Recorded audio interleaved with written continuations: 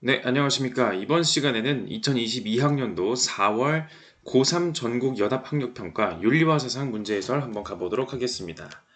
자, 우리 그림은 그 소크라테스의 죽음이라고 하는 이제 그림이 되겠는데요. 자, 우리 역시 이번 모의고사에 소크라테스가 나오기 때문에 한번 가지고 와봤습니다. 네, 이번에는 4월 13일에 시행된 시험을 가지고서 한번 그 해설해 보도록 할 텐데요.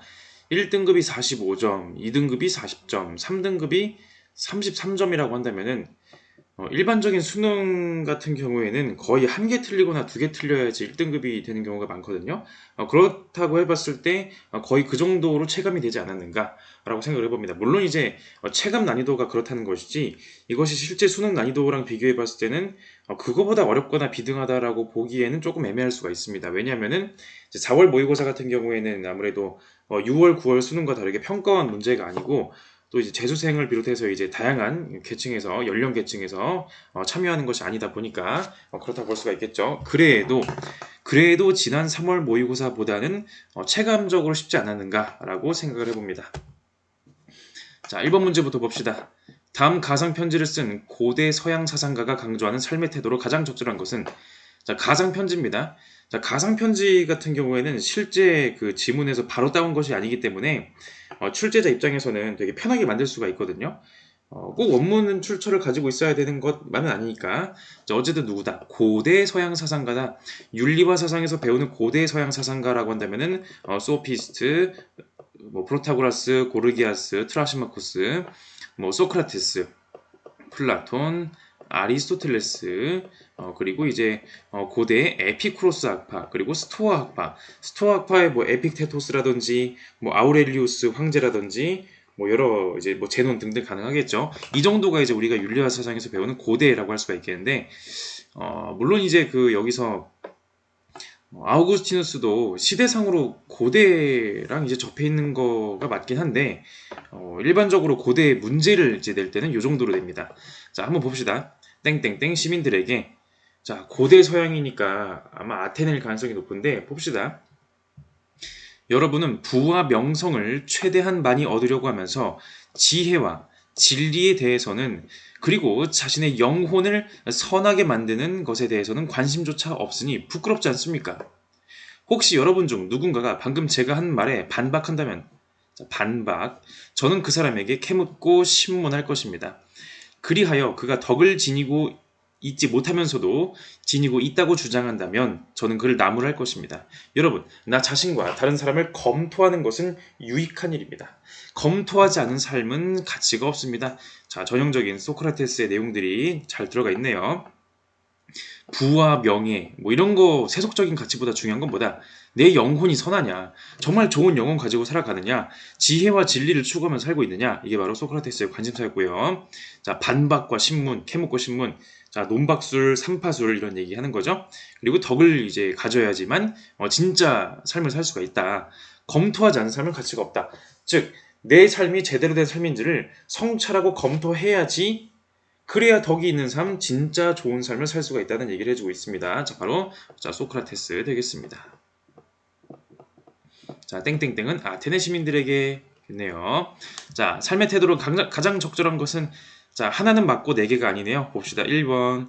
보편적 진리를 부정하고 아닙니다. 보편적 진리를 부정하는 것은 이제 프로타고라스 상대주의자들 뭐 세계, 우주, 시대와 장소를 가리지 않는 그런 진리? 그런 거 없다. 다 각자가 상황에 처해 있는 사람들이 주장하기 나름이다. 라고 하는 상대주의자들을 비판하는 거죠. 윤리적 보편주의자니까. 진리의 확실성을 의심하진 않습니다. 진리는 확실하게 있어요. 자, 2번. 도덕 판단 기준이 상대적임을 아니죠. 보편적임을 알고. 자, 아까도 1번하고 2번이 연관되어 있죠? 1번, 2번 뭡니까? 자, 우리 상대주의자들인 소피스트들은 자, 아테네 이제 관습과 저기 테베의 관습과 알렉산드리아의 관습과 페르시아의 관습과 이런 식으로 관습이 지역마다 다르더라. 주장하는 도덕도 지역마다 다른데 어떻게 특정한 도덕을 시대와 장소 불문의 것으로 주장할 수 있느냐라고 말하는 겁니다. 자, 반면에 소크라테스는 뭐다? 그럼에도 불구하고 진짜 진리는 있다. 시대의 장소를 초월하는 진리는 있다. 보편적인 것이 있다라고 보는 것이죠. 자, 3번 공동체의 전통적 가치와 사회적 관습을 비판 없이 답습해야 합니다. 자, 비판하지 말고 그냥 지성 없이 그냥 무조건 그냥 옛날부터 그렇게 살았으니까 그냥 그렇게 사는 거지 뭐. 야, 뭐 말 듣고 하지 말고 그냥 하던 대로 하자. 자, 이건 소크라테스의 정신이 아니죠. 소크라테스는 남들이 확실하다고 생각하는 것조차 이게 진짜 확실한 거 맞냐? 남들이 이런 모습을 용기 있다고 하는데 이거 진짜 용기 맞냐? 이런 모습을 정말로 이제 고귀하다고 하는데 이게 정말 고귀한 거 맞냐? 이게 진짜 좋은 거 맞냐? 라는 것을 검증하죠. 심지어 자기 자신이 자, 소크라테스보다 더 똑똑한 사람은 없다. 라고 하는 그런 신탁을 친구로부터 전해 들었음에도 불구하고 자, 신의 그런 예언이거든요. 신으로부터 받은 예언인데 진짜 그런 거 맞아? 의심하는 겁니다. 진짜 그런지 아닌지를 확인하기 위해서 검증하기 위해서 비판적인 태도로 탐구해보는 겁니다. 자, 비판을 굉장히 좋아하는 소크라테스. 비판이 없으면 안 돼요. 비판이 있어야 됩니다. 답습 안 되고. 자, 물론 지금의 공동체의 법률이나 그런 관습이 좋은 걸 수도 있어요. 근데 좋은 건지 아닌지도 비판적으로 검토한 다음에 따라야 된다는 것입니다. 자, 4번. 강한 자의 이익이 정의임을 깨닫고 세속적 성공을 추구해야 된다. 이것도 역시 전형적인 그 소피스트들의 입장이 되겠네요. 자, 특히 이제 강자의 이익이 정의다라고 주장했던 건 누구? 트라시마코스가 되겠습니다. 자, 플라톤의 정의로 이제 1권 부분에 나오죠. 트라시마코스가 이런 식으로 말하니까 거기에 화자인 소크라테스가 반박하는 장면들이 나옵니다. 자, 5번. 자, 지식이 곧 덕임을 자각하여. 자, 지식, 이 곧 덕이다. 지혜가 모든 덕의 근본이에요. 지혜가 곧 덕입니다. 용기 있는 것인지 아닌지도 지혜가 판단하는 것이고요. 절제인지 아닌지도 지혜가 판단하는 것이고요. 훌륭한 삶인지 아닌지도 지혜가 판단하는 것이에요. 지혜를 얻으면 다른 훌륭한 것들을 얻을 수가 있고 지혜가 없으면 다른 훌륭한 것들을 얻을 수가 없습니다. 그러므로 진짜 지혜, 참된 지식을 얻기 위해서 우리가 그래서 고생하는 겁니다. 라고 하는 소크라테스의 입장, 지덕일치 사상을 얘기해주고 있습니다. 지덕일치.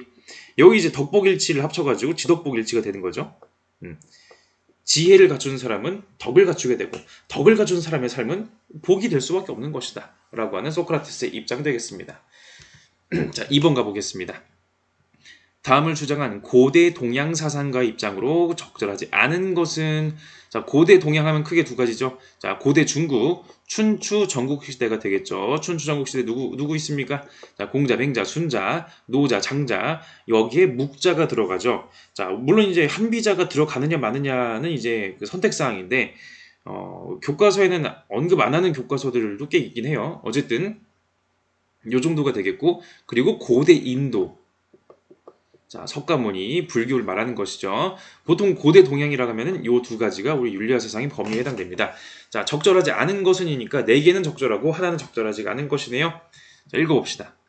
과수원에 과일을 훔치는 일, 남의 말이나 소를 훔치는 일, 죄 없는 사람을 죽이는 일, 남의 나라를 침략하는 일, 이 모든 일은 정의롭지 못한 행동들이지만 그 중에서도 가장 큰 불의는 남의 나라를 침략하는 일이다. 이는 모든 사람을 똑같이 사랑하지 않기 때문에 발생하는 천하의 해로움이다. 정의로움과 정의롭지 않음을 구분하고 있어요. 우리가 그걸 면밀하게 확실하게 구분해야 되거든요. 근데 구분하는 기준은 뭐다? 바로 천하의 이로움이냐 해로움이냐. 많은 사람들에게 이익을 주는 것, 천하의 이익이 되면 그건 좋은 거예요. 정의로운 것이고 천하에 해를 끼치는 것이라면 이건 불이한 겁니다. 천하에 이로운 것은 뭐다? 겸애하는 것이죠. 서로를 똑같이 사랑하는 것이다. 우리 부모 너네 부모를 나누지 말고 다 같이 사랑하자. 이게 천하의 이로움입니다. 반대는 뭐다? 서로를 차별적으로 사랑하는 거예요. 우리 부모 너네 부모, 우리 친구 너네 친구, 우리 친구 너네 형제, 우리 형제 너네 형제, 우리나라 너네 나라를 자꾸 나누니까 싸우고 빼앗고 불태우고 죽이고 이런 식의 일들, 천하의 해로운 전쟁들이 일어난다는 것입니다. 자, 누구의 사상? 묵자의 사상 되겠습니다. 자, 1번부터 보도록 하겠습니다. 타국을 정복하려는 모든 전쟁은 정당화될 수 없다. 자, 정복 전쟁을 거부하죠. 자, 2번. 전쟁은 침략하는 국가에게도 경제적 손실을 일으킨다. 맞습니다. 전쟁을 일으키는 것은요, 그냥 뭐 전쟁 일으킨다고 뭐 자동으로 돈이 생기는 게 아니라 전쟁 일으키러 가면서 많은 자국민들도 죽고 전쟁하는 동안에 생산에 쓰여야 될 이 노동력들이 전쟁에 나가서 죽고 생산 못하는 만큼 또 손해고 또 보급하느라고 또 어마어마하게 쓰고 그러지 않습니까? 수나라는요, 고구려를 침략하다가 결국엔 망해버렸습니다. 물론 그 고구려 침략만이 뭐 모든 원인은 아니었지만은 침략하는 국가 입장에서도 손해니까 하지 말자는 게 묵자 입장이죠. 3번 강대국의 침략을 방어하기 위한 전쟁은 허용될 수 있다. 그러니까 침략 전쟁은 안 되는데 침략 전쟁을 막기 위한 전쟁은 이건 가능한 거죠. 그래서 실제로 묵자의 제자들, 그러니까 묵학도들은 침략당하는 약소국에 직접 가서 방어 전쟁에 참여했고 방어 전쟁의 전문성을 가지고 있었다라고 얘기를 하죠. 그래서 이제 낚시로 이제 선택지가 나오는 게 모든 전쟁은 금지 이런 식으로 나오면 틀린 선지가 되는 겁니다. 방어 전쟁 가능이에요. 자, 4번 분별적 사랑, 별애를 실천하여 자국의 이익을 우선해야 된다. 아닙니다. 이러니까 안 된다는 거예요. 자꾸 이러니까 분별적으로 사랑해서 우리나라 너네 나라를 나누니까 우리나라 이익만 생각하려고 하니까 나라들 간의 전쟁이 안 없어집니다. 나라들 간의 전쟁이 안 없어지니까 결국에 자기들한테도 손해인 거거든요. 이런 거 좀 하지 말자라고 묵자는 주장하는 거죠. 별애는 안 되고 겸애를 해야 된다. 자, 5번 군사를 동원하는 공격 전쟁은 백성들에게 이익이 되지 않는다. 사실 2번하고 5번은 똑같은 말이죠. 공격 전쟁하는 거, 침략하는 전쟁은 뭐다? 손해다. 경제적 손실. 물론 백성들의 그 경제적 손실만이 아니라 뭐 목숨도 잃고 뭐 장애를 얻게 되고 뭐 이런 식의 팔다리 막 다치거나 해가지고 그런 경우도 있지만 결국 2번, 5번 똑같은 말입니다. 자, 답은 그래서 이제 4번 되겠고, 자, 3번 고대 서양 사상가 갑을의 입장으로 가장 적절한 것은, 자, 고대 서양이라 했습니다. 고대 서양 했을 때 누구누구 있었다? 자, 소피스트, 소크라테스, 플라톤, 아리스토텔레스, 에피쿠로스 학파, 스토아 학파 정도가 나오는데 소크라테스는 이미 나왔죠. 이미 나왔으니까 또 나오지 말란 법은 없긴 하지만 그래도 20문제밖에 없으니까 웬만하면 분배를 하고 싶겠죠? 자, 일단 봅시다. 우리는 자연에 복종해야 한다. 욕망들 중 어떤 것은 자연적이고 어떤 것은 공허하다. 이런 사실을 잘 관찰하는 것은 몸의 건강과 마음의 평안을 얻도록 해준다. 우리는 몸의 고통이나 마음의 혼란에서 벗어날 것을 쾌락의 목표로 삼아야 한다. 쾌락을 좋아하는 고대 서양 사상가 중에서 쾌락을 좋아하는 에피쿠로스 학파임을 우리가 짐작해 볼 수 있겠네요. 자, 마음의 혼란, 몸의 고통이 없는 것보다, 자, 이거 아타락시아가 되겠죠. 아타락시아의 경지. 에피쿠로스. 자, 읽어봅시다. 그러면은 헬레니즘 시대의 사상이니까 에피쿠로스 학파랑 대비되는 스토아파가 나올 가능성이 왠지 높을 것 같아요. 꼭 그러라는 법은 없는데 왠지 그럴 것 같은 느낌 봅시다. 우리는 자연이 요구하는 것을 행해야 한다. 자, 둘 다 자연이란 말을 쓰고 있어서 헷갈리게 만들죠? 그러나 좀 더 읽어보시면 알 수 있습니다. 자, 외적 원인 때문에 일어나는 일에 대해선 동요하지 말고, 동요하지 마시오. 흔들리지 말라는 거예요. 내가 통제할 수 없는 세계의 운명, 이거 내가 어떻게 할 수가 없다. 자연, 뭐 예를 들어서 뭐 운석이 충돌하라고 해요. 막을 수가 없어. 어떡할 거야? 이거 가지고 내가 막 울고 그럴 거예요? 소용없다. 그런 소용없는 거 하지 말고 받아들여라. 자, 외적인 원인, 그런 건 냅두고 우리 안에 있는 원인 때문에 일어나는 일, 이거 뭐다? 내 안의 원인에 의해서 일어나는 나의 감정, 나의 태도, 이런 걸 말하는 거죠. 이런 걸 잘 조절하면 되는 것이다. 우리가 할 수 없는 걸 하지 말고 우리가 할 수 있는 걸 하자. 자, 바로 스토아 학파가 되는 것이고요. 스토아 학파 역시 우리는 공동체를 위한 활동을 행위의 목표로 삼아야 한다. 자, 역시 세계 시민주의적인 그런 면모, 또 스토아 학파의 또 사상가들 중에서는 또 공화주의적인 그런 맥락을 가진 사람들도 있거든요. 또 아우렐리우스 황제도 있었고. 어쨌든 봅시다. 근데 황제가 공화주의? 되게 좀 말이 안 맞는 것 같긴 한데, 그 로마는 표면상으로는 그런 공화정의 전통을 또 옹호를 하면서도 또 하여간 기묘합니다. 자, 일단 봅시다. 자, 1번 갑, 에피쿠로스 학파.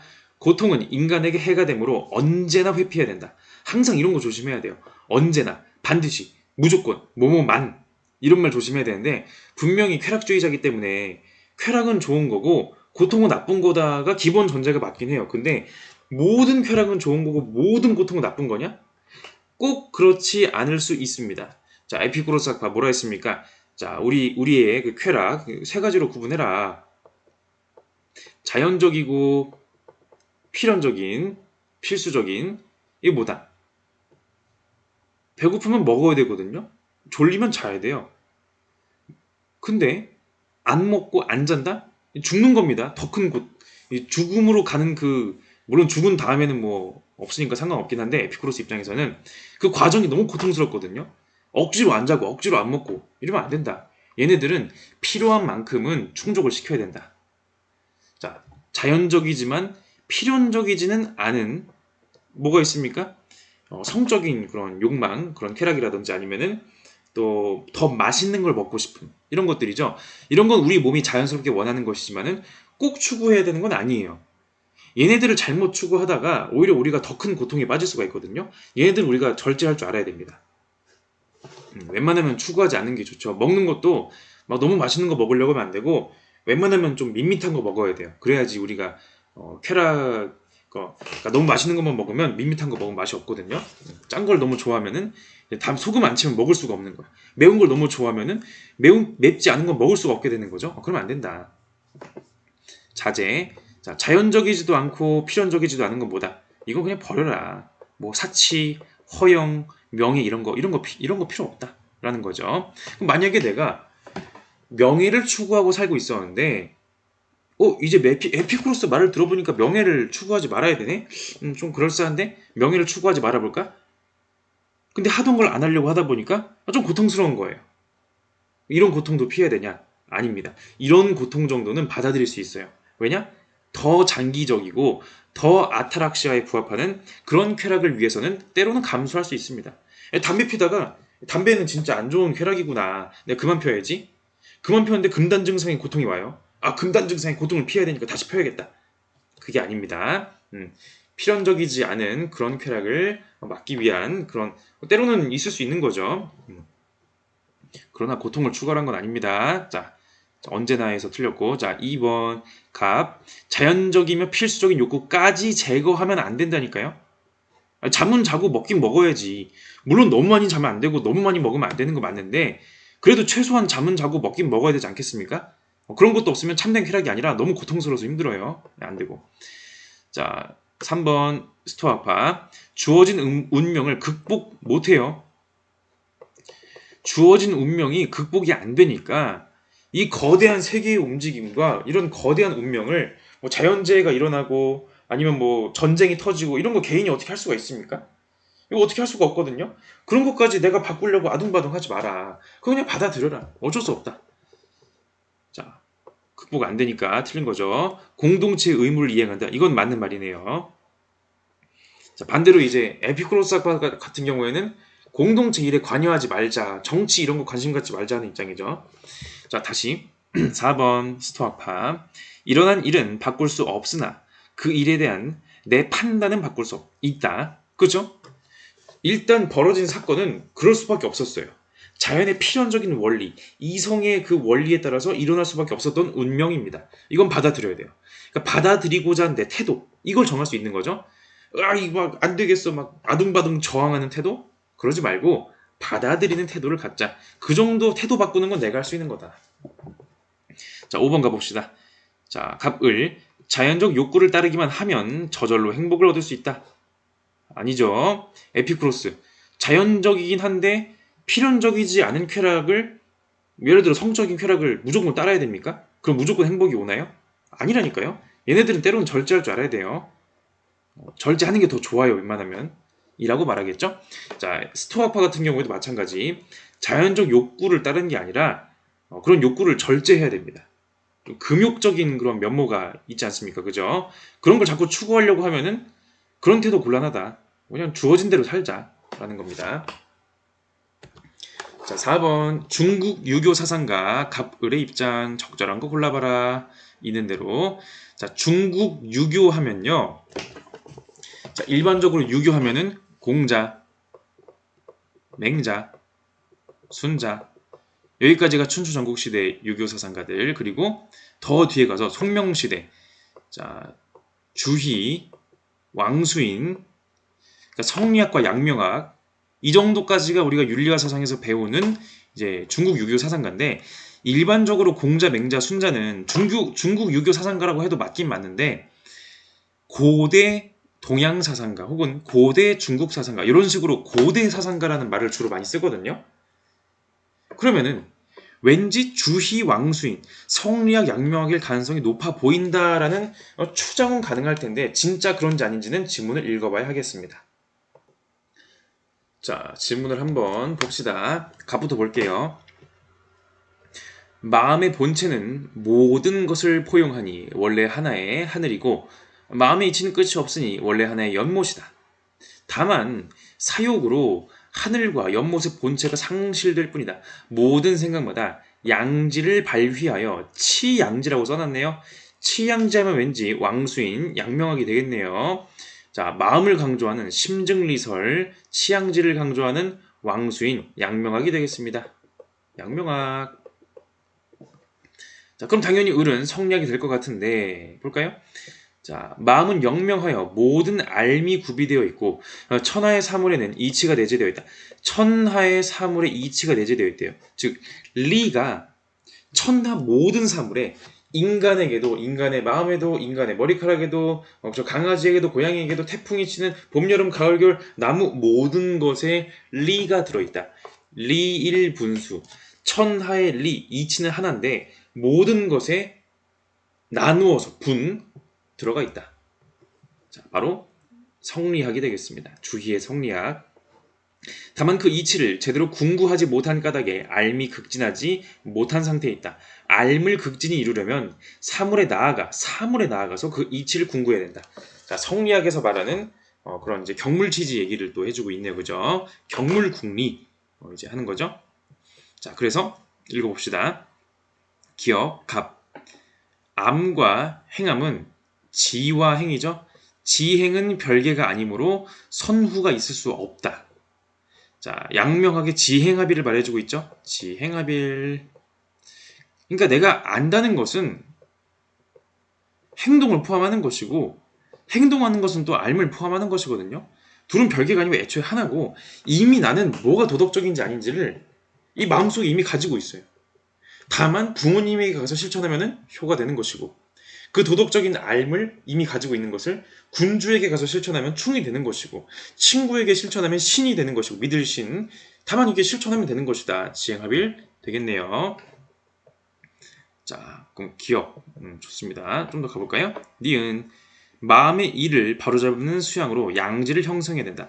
자, 마음의 이를 바로잡는다. 자, 둘 다 경물치지를 얘기하거든요.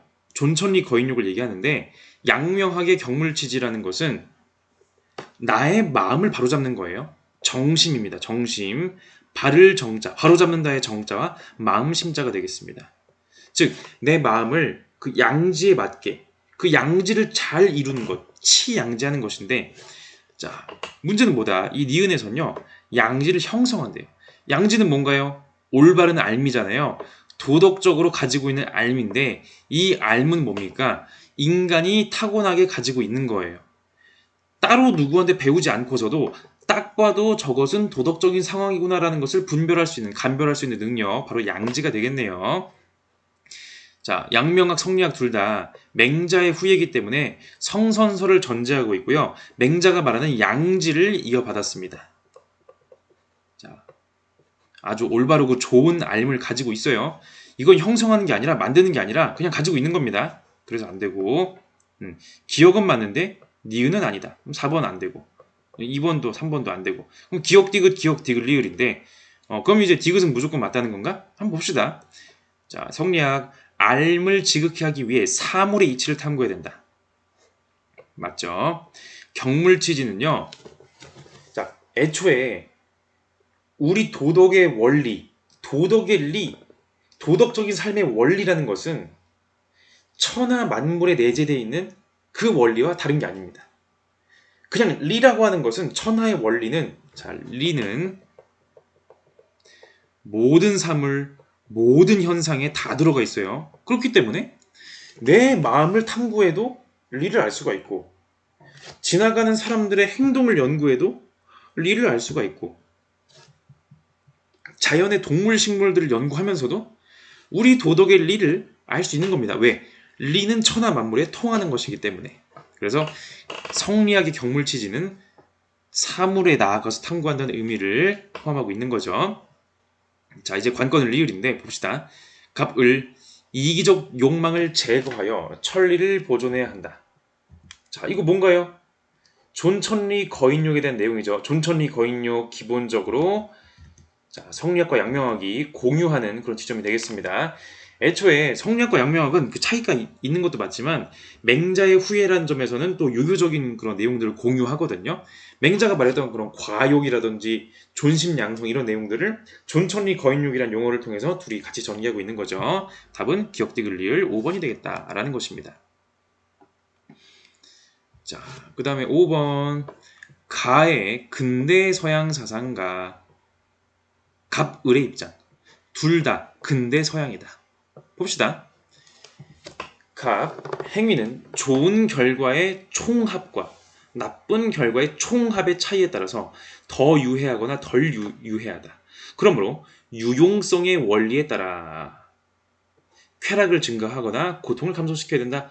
유용성의 원리, 자, 유틸리티니까 전형적인 공리주의 사상이다. 유틸리타리아니즘. 제레미 벤담 같은 사람을 얘기하는 거죠. 자, 을 봅시다. 일단 갑은 공리주의 내용인 걸 알 수가 있어요. 을. 행위를 통해 발생하는 쾌락을 평가할 때 오직 수량에만 의존하는 것은 어리석은 일이다. 어떤 종류의 쾌락은 다른 종류의 쾌락보다 더 바람직하므로 쾌락을 평가할 때 양뿐만 아니라 질도 고려해야 된다. 분명히 쾌락주의고 공리주의 맞는데 질적인 부분을 고려하자 질적 공리주의 존 스튜어트 밀이구나. 그럼 둘 다 공리주의인데 을이 존 스튜어트 밀이니까 갑은 제레미 벤담임을 알 수가 있겠네요. 그죠? 이런 식으로 유추가 가능하네요. 공리주의자 둘을 비교해보는 문제가 되겠습니다. 자, 어디 보자. 자, 지우개를 좀 써볼까요? 지우개. 자, 지우개. 자, 그래서 이럴 때 여러분이 문제를 푸실 때 갑이 누구고 을이 누군지 알았잖아요. 그러면은 이런 벤 다이어그램 문제에는 갑하고 을 쪽에다가 써주시는 게 좋습니다. 갑이 누구? 벤담. 을이 누구? 밀. A는 뭐다? 벤담은 yes인데 밀은 no. B는 뭐다? 둘 다 yes. 자, C는 뭐다? 밀은 yes인데 벤담은 no인 거네요. 자, 기억 A. 벤담은 yes, 밀은 no여야 됩니다. 모든 쾌락의 가치는 양적 차이로만 판단되어서는 안 된다. 양적인 차이만 하지 말고 질적인 차이도 보자. 는 누구? 밀의 입장이면서 벤담의 입장은 아닌 거네요. 그럼 얘는 C가 돼야 되겠네요. 자, 그럼 기억은 틀렸네요. 기억은 안 돼요. 남은 게 이제 니은 리을, 니은 디귿 리을이니까 이 디귿만 보면 됩니다. 이런 식으로 풀어도 되긴 하는데 하나씩 봅시다. 자, 니은 B. 자, 공통점. 사회 행복을 증진하는데 유용한 행위가 옳은 행위다. 그쵸? 사회적 쾌락을 증진하는 것이 그게 옳은 거다. 공리주의의 전형적인 그런 진술 되겠고요. 공통적인 진술 맞고. 자, 리를 봅시다. 자, 밀만 해당. 여러 쾌락을 경험한 자가 선호하는 쾌락이 질 높은 쾌락이다. 그 존 스튜어트 밀이 더 훌륭한 쾌락과 덜 훌륭한 쾌락을 나누는 그 기준을 얘기했을 때 양식 있고 상식 있는 사람이 정상적인 상태에서 막 술 마시고 마약에 취하고 이런 거 말고 막 협박당하고 그런 거 말고 정상적인 상태에서 두 가지 쾌락을 모두 경험해 봤을 때 일방적으로 더 우위에 있다라고 선택하는 바로 그런 쾌락이 더 좋은 쾌락이다. 더 훌륭한 쾌락이다. 예를 들어서 맛있는 걸 먹는 것도 좋은 쾌락인데 예술 작품을 감상하면서 느끼는 쾌락 이게 더 높은 쾌락이다라고 정상적인 사람들은 그렇게 고를 것이다 라고 얘기하는 거죠. 역시 경험주의적인 방식으로 경험론의 입장에서 그 후예로서 질적인 쾌락의 차이를 설명하는 미래의 그런 진술이 되겠네요. 자, 물론 여러 쾌락을 경험한 자 물론 여기 엄밀하게 말하면 여러 가지 쾌락을 경험한 정상적인 상태의 사람이어야 되거든요. 왜냐면은 그 미리 제한사항을 두는 게 아예 그 판단 능력이 부족한 사람들 완전 어린애 유아라든지 아니면 야만인들 뭐 정신 이상에 있는 상태에 있는 사람들 이런 사람들의 것은 인정 안 해주거든요. 근데 그런 내용까지 들어가면 완벽한 선지가 되겠는데 뭐 이 길이에서는 뭐 그렇게까지 기대하기 좀 어렵겠네요. 이 선제 그 길이. 자, 어쨌든 디귿 봅시다. 요건 이제 또 미래 입장이 맞고 벤담의 입장은 아니죠. 왜냐면 질적인 쾌락주의니까. 자, C 다시 봅시다. 디귿. 행위의 옳고 그름은 그 행위가 산출하는 결과로 판단된다. 이거는 공리주의 자체가 결과론이거든요. 결과주의 입장이 있잖아요. 이건 벤담이든 미리든 공리주의는 기본적으로 결과론의 특성을 가지고 있기 때문에 C가 아니라 B여야 합니다. 자, 그래가지고 니은 리을 3번을 고르면 된다는 점을 우리가 확인할 수가 있겠습니다. 자, 이어서 6번 가보도록 하겠습니다. 자, 6번 그림은 현대 서양 사상가 갑을의 가상대화이다. 갑을의 입장으로 적절한 것만을 보기 위해서 있는 대로 고른 것은 현대 서양 하면 이번 교육과정에서는 실존주의와 실용주의 위주로 이제 되어 있죠. 자, 갑부터 봅시다. 인간은 자신의 존재를 이해하려는 현 존재입니다. 자, 현 존재 키워드 나왔고, 현 존재는 자신이 죽음에 이른다는 사실로 인해 불안을 느끼지만 불안해서 그냥 뭐 죽고 이게 아니라 불안을 용기 있게 받아들인다면 인간은 죽는 존재고 이게 마지막이 있구나. 그러니까 이거를 가지고서 막 불안해 막 벌벌 떨면서 아무것도 못하고 그게 아니라 있는 그대로 받아들이고 내 인생을 살자. 본래적 실존으로 돌아갈 수 있습니다라고 말해주고 있네요. 자, 실존주의자, 자, 현존재를 얘기하는 또 하이데거 우리가 한번 생각해 볼 수가 있겠네요. 그죠? 하이데거. 자, 그 다음에 인간은 죽음, 고통 등의 한계 상황에 직면하여 자, 키워드 나왔고 자신의 유한성을 깨닫고 좌절한다. 좌절을 외면하지 말고 직면하는 거죠. 한계 상황을 직시할 때 초월자의 존재를 수용하고 참된 실존에 도달할 수 있다. 자, 유신론적인 그런 실존주의의 입장에 있는 야스퍼스가 되겠습니다.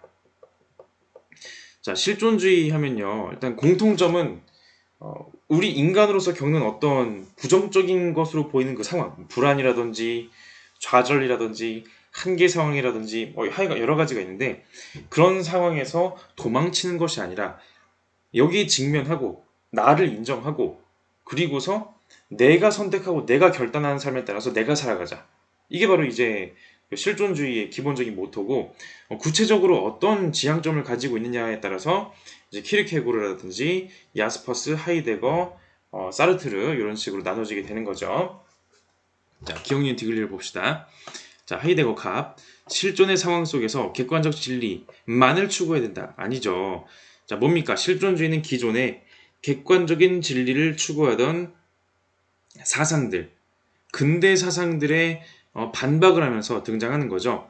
자, 칸트 아니면 이제 뭐 공리주의자들 이런 사람들의 생각은요. 불변의 진리, 모든 인류에게 통용되는 그런 진리를 찾고자 했어요. 이거야말로 우리가 따라야 될 길이다. 무조건적이다. 예외는 없다.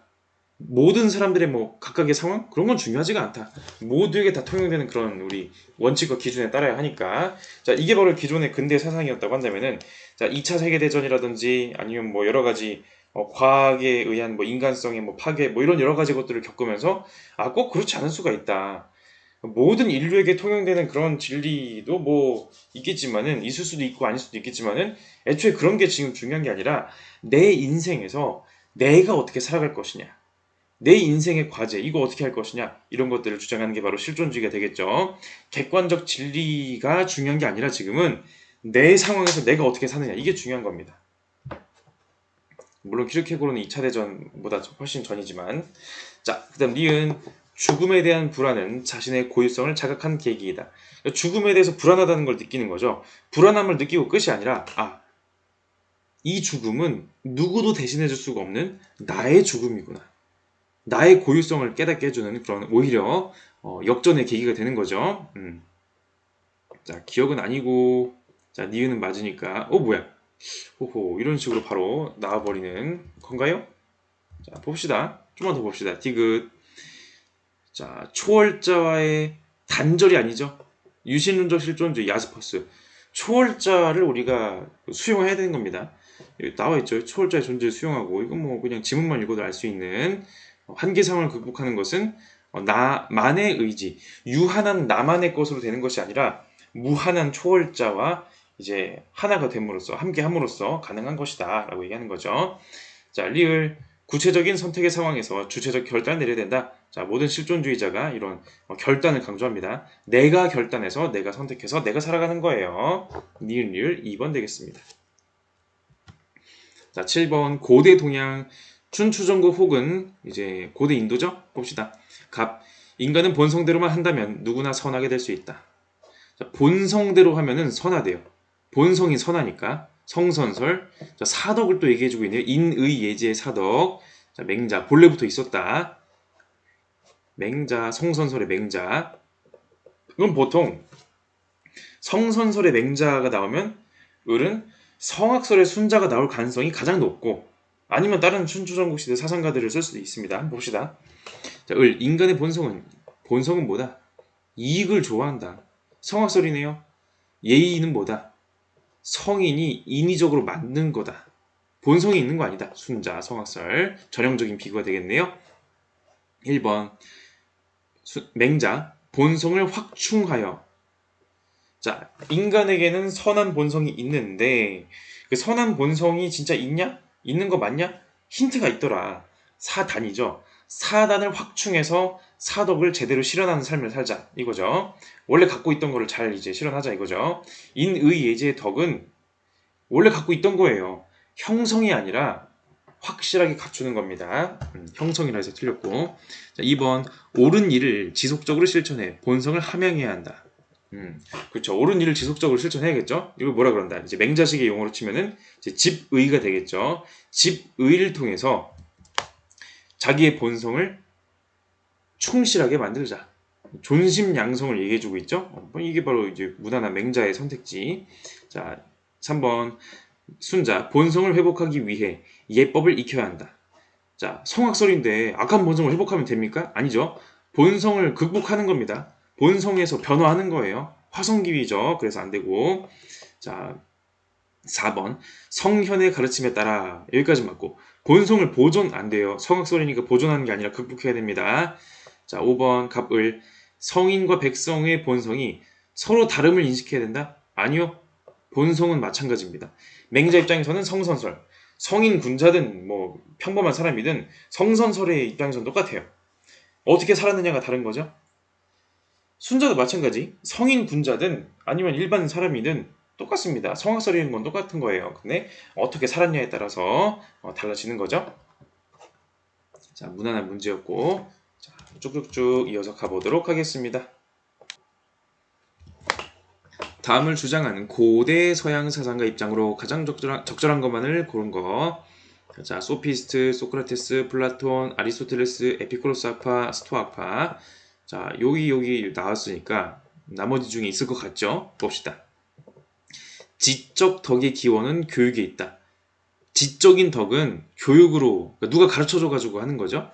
경험과 시간이 필요하고. 도덕적 덕은 습관으로 만들어진다. 자, 여기까지 보면 여러분은 뭘 알 수 있다? 아리스토텔레스임을 알 수가 있겠네요.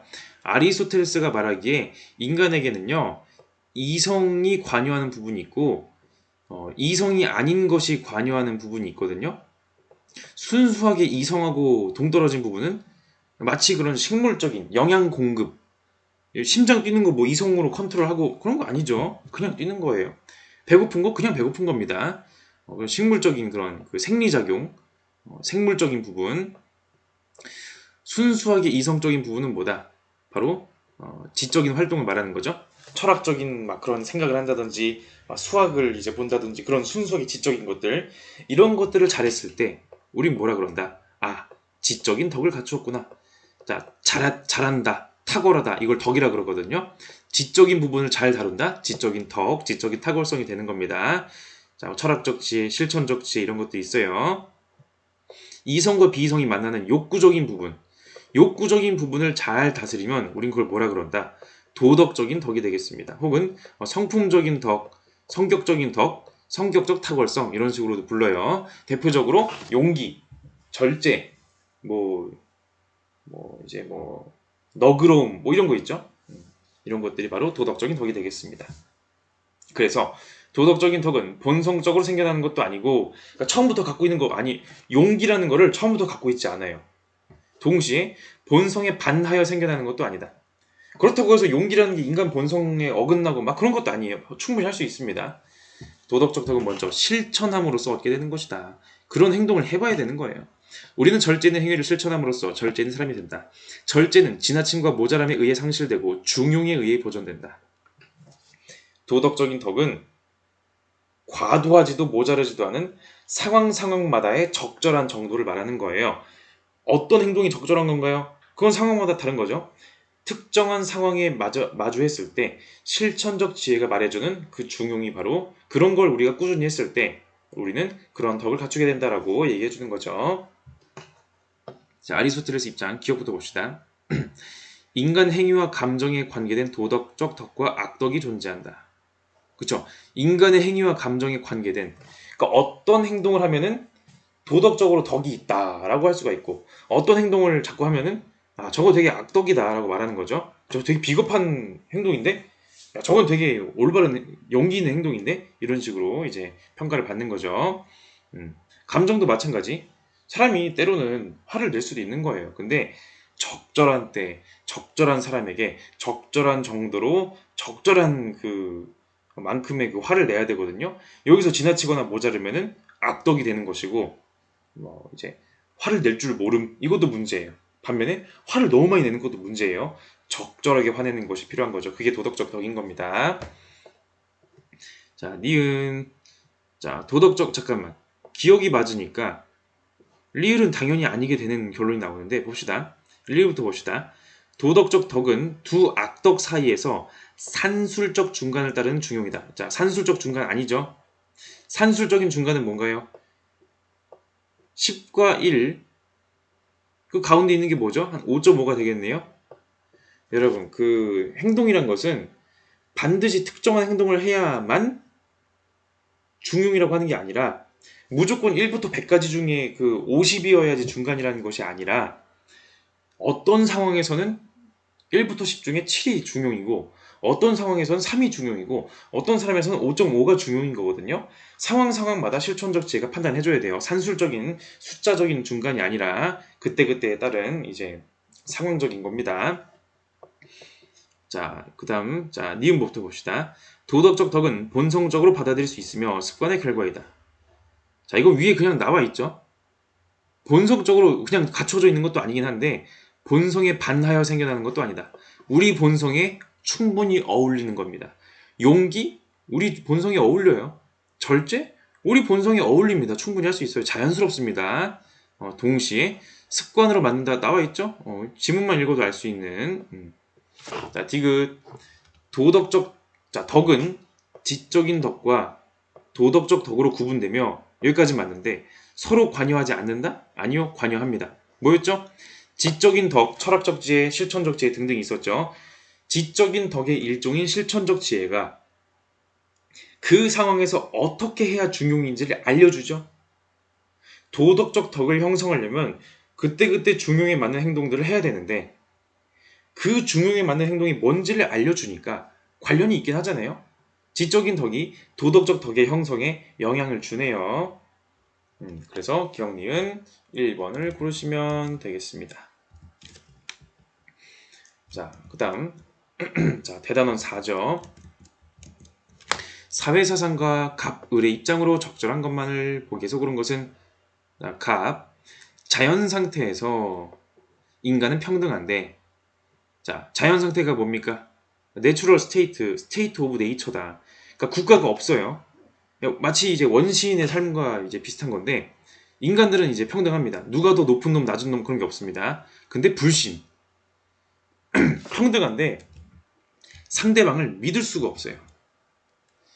저 녀석이 혹시 내 거 훔쳐가는 거 아니야? 내 거 뺏는 거 아니야? 나 죽이면 어떡하지?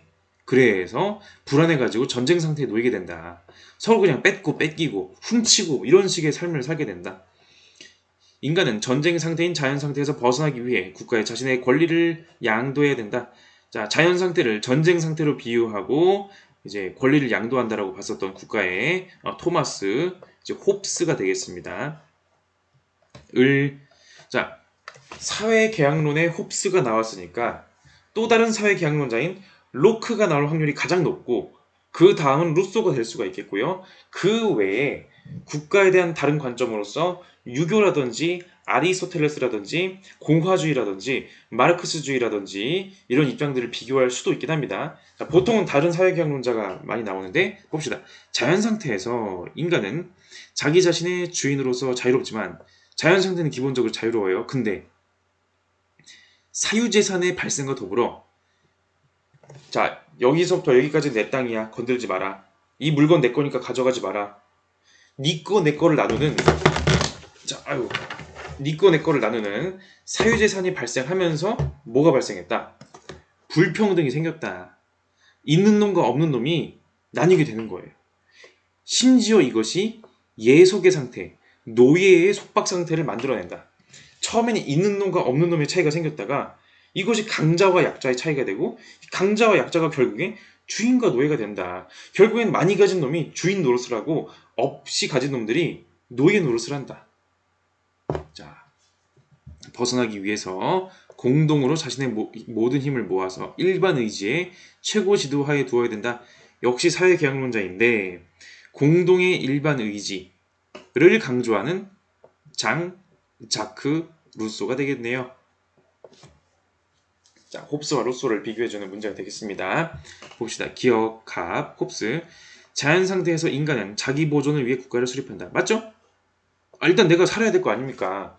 국가가 없으니까 경찰도 없고 법원도 없고 아무것도 없으니까 불안한 거예요. 그래서 국가를 만들고 권력을 만들어서 경찰도 만들고 법원도 만들고 하면서 자 서로 우리 죽이지 맙시다. 훔치지 맙시다. 빼앗지 맙시다. 사회계약을 하는 거죠. 일단 내가 살아야 됩니다. 생존을 되게 중요시해요. 자, 니은 공통의 권력이 없는 자연 상태에서는 부정이 많이 존재한다. 항상 우리는 이런 얘기를 되게 조심해야 되거든요.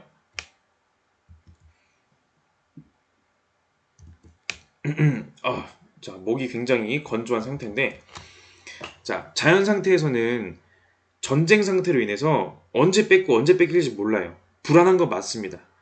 근데 무조건 부정이 만 존재하냐? 꼭 그런 것도 아니에요. 그렇게 단정할 것도 아닙니다. 어쨌든 힘세고 내가 뭐 세력도 있고 힘도 있으면은 적어도 내가 빼앗길 위험은 좀 적어지고 일시적인 평화를 누릴 수도 있긴 하거든요. 물론 내가 자고 있는 동안에 누가 배신할지 모르는 거지만 자, 그 다음 디귿 정부는 공익을 추구하는 일반 의지의 대리인에 불과하다. 그죠? 루소는 자, 우리 정부는 뭐다? 국가 정부는 사회계약으로 만든 거예요. 만들었는데 정치인들이 자기 의견대로 자기 뜻대로 권력을 행사하는 게 아니라 일반 의지, 사회계약으로 형성된 바로 그 의지, 그 인위적인 인격이 하고자 하는 그 의지, 공동선을 말하는 거거든요. 그 공동선을 실현하고자 하는 대리인, 그냥 정치인들은 공동선 실현을 위해서 그냥 그 자리에서 일만 하면 돼요. 자기만의 소신 이런 거 안 됩니다. 오로지 일반 의지에 따라서만 해야 된다. 그렇게 안 하면은 안 된다는 얘기 해주고 있습니다. 자, 리을, 갑을 주권은 계약 당사자인 국민에게 있으며 분할될 수 없다. 자, 이건 루소의 의견인데, 그러니까 주권은 이제 함부로 누가 대신할 수도 없고 쪼갤 수도 없고 이게 바로 루소의 의견이거든요. 근데 이제 그 홉스 같은 경우에는 그 주권을 계약 당사자인 국민들이 갖고 있는 것이 아니라 국민들이 계약을 했어요. 계약을 해서 인위적인 인격체로서의 리바이어던 국가를 만듭니다. 그 국가 최고 지도자에게 주권을 줍니다. 당신이 이 주권을 행사해 주세요라고 계약 당사자가 아닌 인위적 인격에게 맡겨주는 거예요. 그런 차이가 있죠. 자, 홉스 아니고 자 10번으로 넘어가 보도록 하겠습니다. 10번 문제도 상당한 길이가 있는 문제가 되겠는데 자, 가의 근대 한국 사상가 갑을의 입장을 나의 그림으로 탐구할 때 A, C에 들어갈 질문 근대 한국 사상가 근대 한국 대표적으로 이제 근대 한국의 문을 열려고 했었던 신학 얘기를 할 수도 있고 근데 보통은 그보다 좀 더 뒤로 가서 이제 위정척사 그리고 급진개화파 온건개화파 신흥종교 동학 증산교 원불교 이 정도가 나오죠. 원불교. 자, 근데 특히 그 뒤에 나오는 신흥 종교 같은 경우에는요. 이 내용을 윤리와 사상에서 아주 깊게 다루는 건 아니고 핵심 키워드 위주로 기억하시면 되겠습니다. 자, 갑부터 봅시다. 한울림의 자, 동학이 되겠네요. 키워드 바로 나왔죠? 자, 동학. 한울림의 영은 착한 자, 악한 자를 가리면서 강림하지 않는다. 도를 등지고 돌아서는 사람들에게 해가 있게 되든지 덕이 있게 되든지 그것은 한울림께 달려 있으므로 내가 말할 바가 아니다. 자, 모든 사람이 자, 인내천 하늘이다. 그러므로 우리가 차별하지 말고 서로를 존중하자 이런 얘기하고 있죠. 동학 한울림이라는 포인트가 있었네요. 자, 을 봅시다. 선천에서는 자, 먼저 있었던 하늘, 먼저 세계에서는 우리가 기존에 살던 세계에서는 인간과 사물이 모두 상극에 지배되어 세상에 원한이 쌓이고 맺혔다. 그러므로 내가 천지의 도수를 정리하고 신명을 조화하여 만고의 원한을 풀고 상생의 도로 세계의 민생을 건지려 한다. 해원 상생을 주장하는 어딜까요? 자, 둘 중 하나죠. 증산교 아니면 원불교인데 자, 증산교 이제 가보도록 하겠습니다. 자, 이럴 때 뭐다? 갑에다가 동학이라고 쓰고 을에다가 증산교로 쓰면 되겠습니다. 자, 1번부터 봅시다. 자, 알고리즘 스타일인데 1번의 A는 동학은 예스고 자, A는 동학은 예스고 증산교는 노인 거고 자, B는 뭔가요? 동학은 예스, 증산교 상관없고 C는 뭔가요? 증산교 예스, 동학은 상관없고 봅시다. A. 신분차별이 없는 평등한 세상을 현세에서 이루어야 하는가? 이거 후천개벽 사상이죠?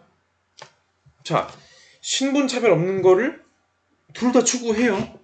그거를 내세에서 말고 내세에서보다는 현세에서 관심을 갖자? 둘 다 맞아요. 둘 다 예스네요. 자, 여기 들어가면 안 되고. 자, B. 자, 동학만 봅시다. 무한한 존재인 한 울림의 마음과 사람의 마음은 다른 것인가? 자, 이거는 도가 됩니다. 다른 것이 아니라 그쵸? 같은 것이죠. 인내천. 사람이 곧 하늘이다. 자, 그다음 3번. 봉건적인 신분 질서를 수호하여 민족의 위기를 극복해야 하는가? 자, 요거는 우리 위정척사 사상에서 할 만한 얘기죠. 자, 일단은 신흥 종교들은 이름부터가 신흥 종교잖아요. 새로운 종교인데 옛날 방식의 사고방식을 그대로 그냥 똑같이 하면 되겠습니까? 안 되겠죠. 신분 질서 안 된다. 기본적으로 다들 평등 사상을 주장하거든요. 신분차별, 뭐, 성별에 따른 차별, 뭐에 따른 차별 안 된다라고 얘기합니다. 자, 노.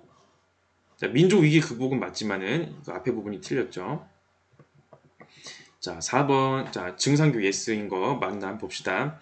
서양 종교와 학문에 의존하여 자, 상생의 도는 맞는데 서양 것에 의존하자? 그건 아니에요.